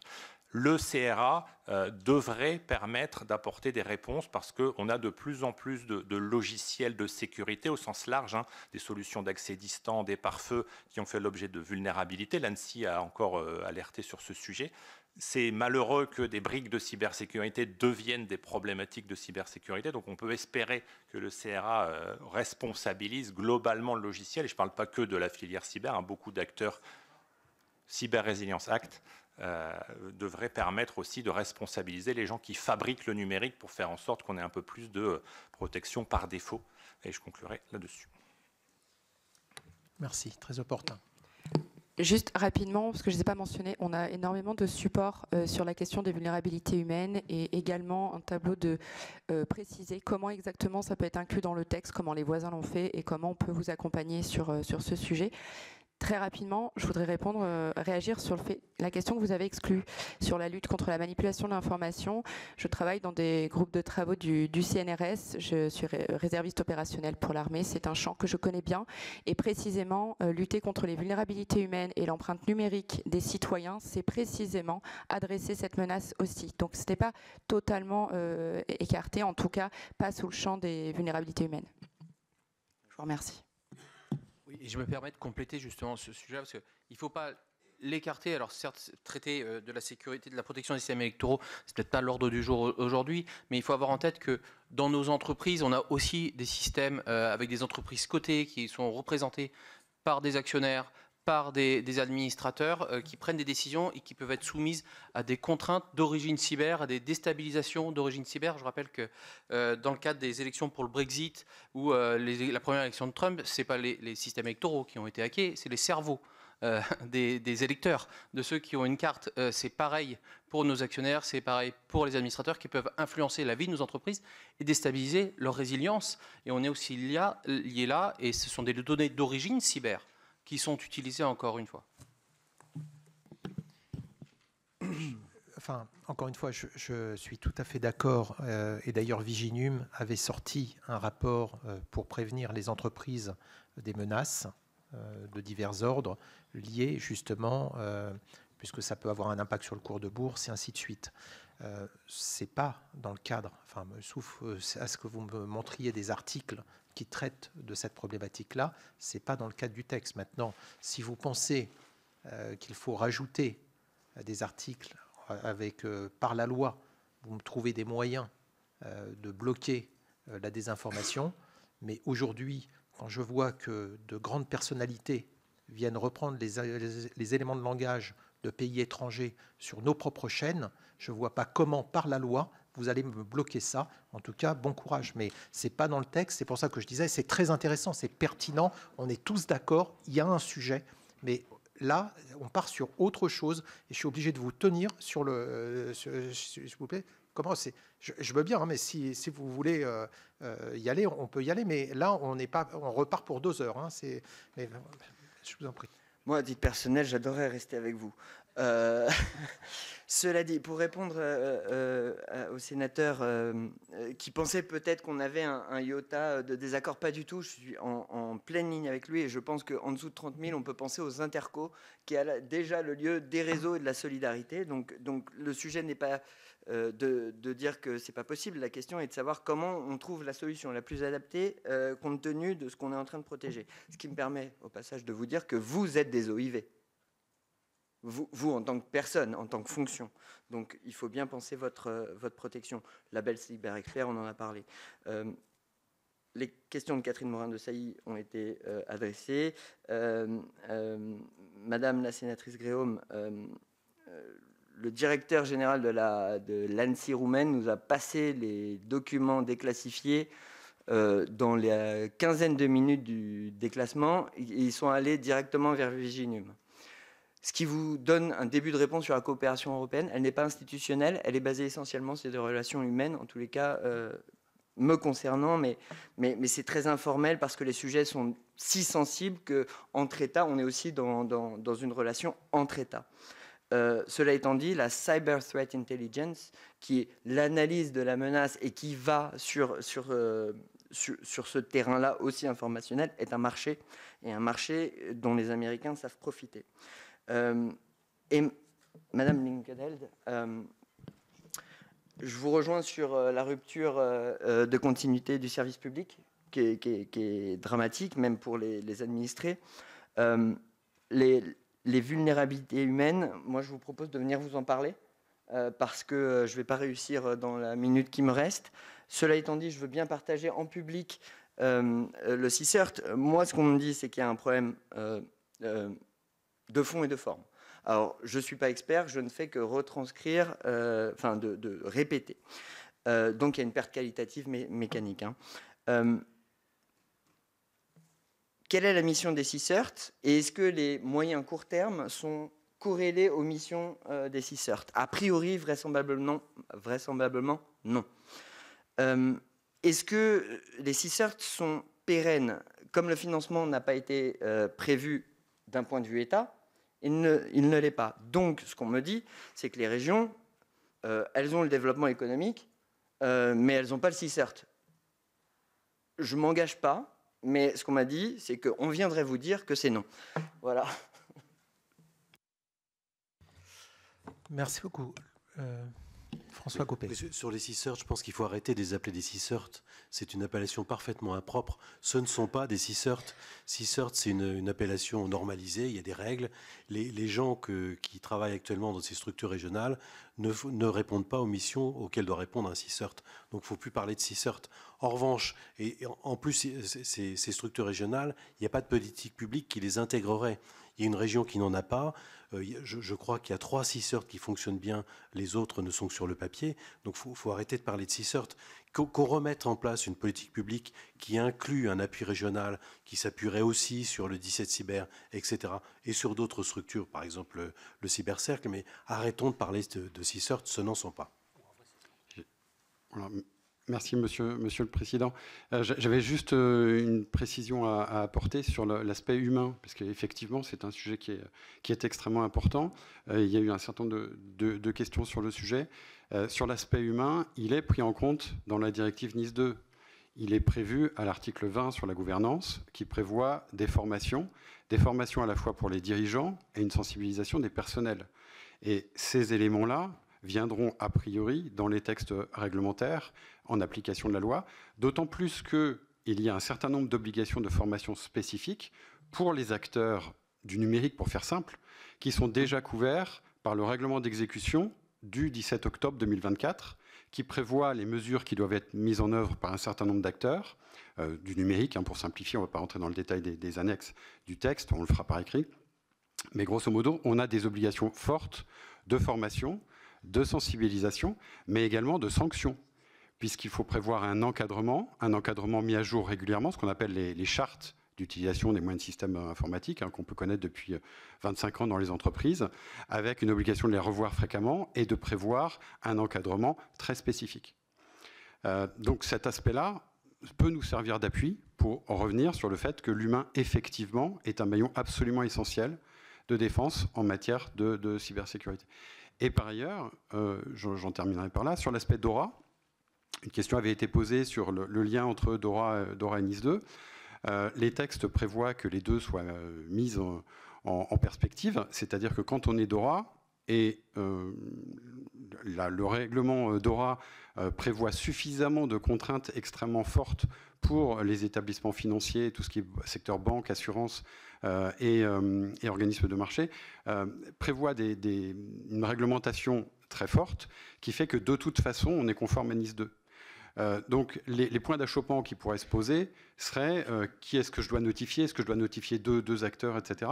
Or, la CPR, l'ANSSI se parle pour essayer de fluidifier tout ça. Donc effectivement, il y a un point d'attention, s'assurer que par la suite, effectivement, il n'y ait pas de contraintes supplémentaires qui soient imposées aux entreprises et en l'occurrence aux entités visées à la fois par les deux textes. Mais pour le coup, par rapport aux contraintes du texte, c'est surtout DORA qui va s'appliquer, quasi essentiellement, parce que DORA va beaucoup plus loin que NIS 2. D'ailleurs, DORA, ça c'est quelque chose qu'on partage, nous on pense clairement qu'il y aura un NIS 3, il a été annoncé, il est prévu dans les textes, on a déjà un calendrier estimatif par rapport à NIS 2, et que clairement, NIS 3 s'appellera DORIS, dans l'idée. C'est-à-dire qu'on aura des règles très claires de DORA qui iront jusqu'au contrôle du dernier sous-prestataire de ce qu'on retrouve dans la résilience opérationnelle de DORA et qui s'appliquera dans le cadre de NIS 3. Donc, ayons en tête aussi, alors, certes, l'étape NIS 2 est déjà forte, mais ayons en tête aussi que derrière NIS 2, ce n'est pas une fin en soi et qu'on n'est que sur un processus qui ne fera que se continuer, parce que ça a déjà été le cas de NIS 1 qui prévoyait une clause de revoyure. NIS 1, si on l'appelle NIS 2, c'est pas un hasard, c'est la continuité directe de NIS 1.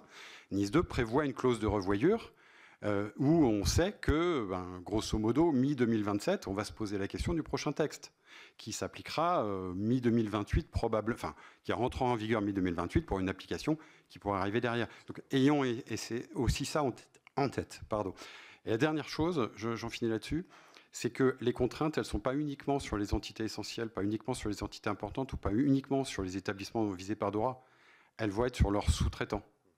Parce que clairement, à partir du moment où on a des textes qui imposent des contraintes particulières sur la résilience opérationnelle et qui imposent de regarder ce qu'il y a dans le contrat avec les sous-traitants, d'avoir une visibilité sur ce que fait le sous-traitant, d'avoir des audits extrêmement précis sur l'activité des sous-traitants, eh bien, ce qui va se passer, c'est très simple, c'est ce qui s'est passé en 97 avec le règlement 9702 dans les établissements financiers, c'est-à-dire qu'on va avoir on a déjà d'ailleurs dans les contrats, des équivalents DORA contractualisés, imposés aux prestataires qui veulent continuer à travailler avec le secteur financier. On aura exactement la même chose avec les acteurs qui ne sont pas visés par NIS 2, mais qui voudront travailler avec les acteurs de NIS 2. Et ça va être un effet qui va multiplier par 3 ou par 4, très probablement, le nombre d'acteurs tenus par la réglementation, directement ou indirectement. Merci. Merci beaucoup pour toutes ces informations. Je pense que ça a été dit, je vais finir avec le premier élément qui avait été dit par Daniel Lecoguic, être ensemble, collaborer. Je me demande si nous avions tous été ensemble et si nous avions tous collaboré, si les 6 CERT existeraient aujourd'hui et si l'argent qui a été mis pour ces 6 CERT aurait été dépensé. Donc pour ceux qui pensent que la solution c'est plus de budget, je rappelle cette phrase, travaillons tous ensemble Et avant de commencer à dépenser l'argent, posons-nous la question de quel est l'objectif à atteindre, parce que c'est tellement pratique, c'est tellement confortable de se dire qu'en mettant plus d'argent, j'ai réglé le problème. Malheureusement, ça n'est pas le cas.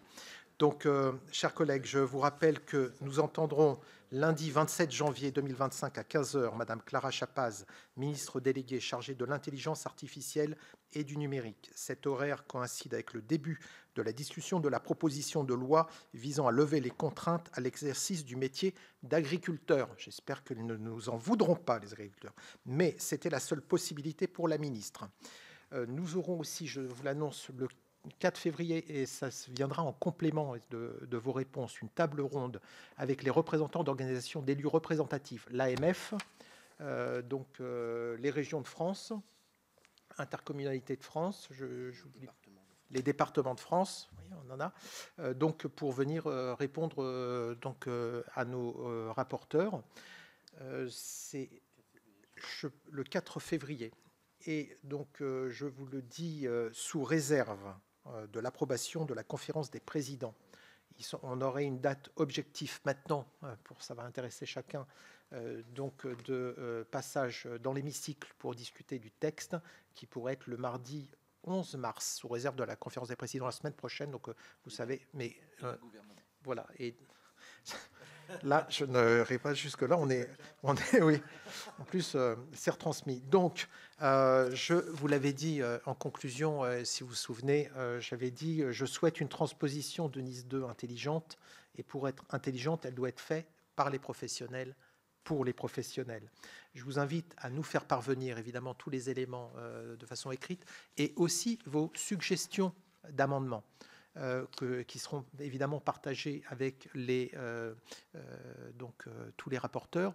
Mais en même temps, je peux vous dire, c'est quelque chose qui s'est peut-être jamais fait, mais que chaque fois que vous nous enverrez des propositions, des suggestions d'amendements, elles vous reviendront à toutes, elles seront anonymisées, vous ne saurez pas qui a proposé ces amendements, mais pour que éventuellement vous puissiez rebondir dessus, pour que justement elles soient faites de façon collective. Vous voyez, vous rappelez ce fait, c'est que on ne peut plus faire des choses comme ça sans consulter et sans associer ceux qui vont être dans l'application du texte. Voilà, donc je pense que c'est important, c'est une nouvelle démarche, mais je pense qu'il faut que je la fasse de façon transparente, parce que vous êtes les professionnels, c'est vous qui aurez en charge d'aider les entreprises à pouvoir répondre à Nice 2.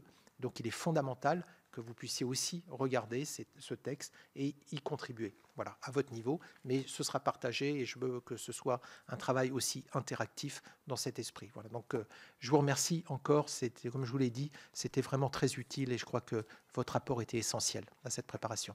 Merci encore. Merci à mes collègues.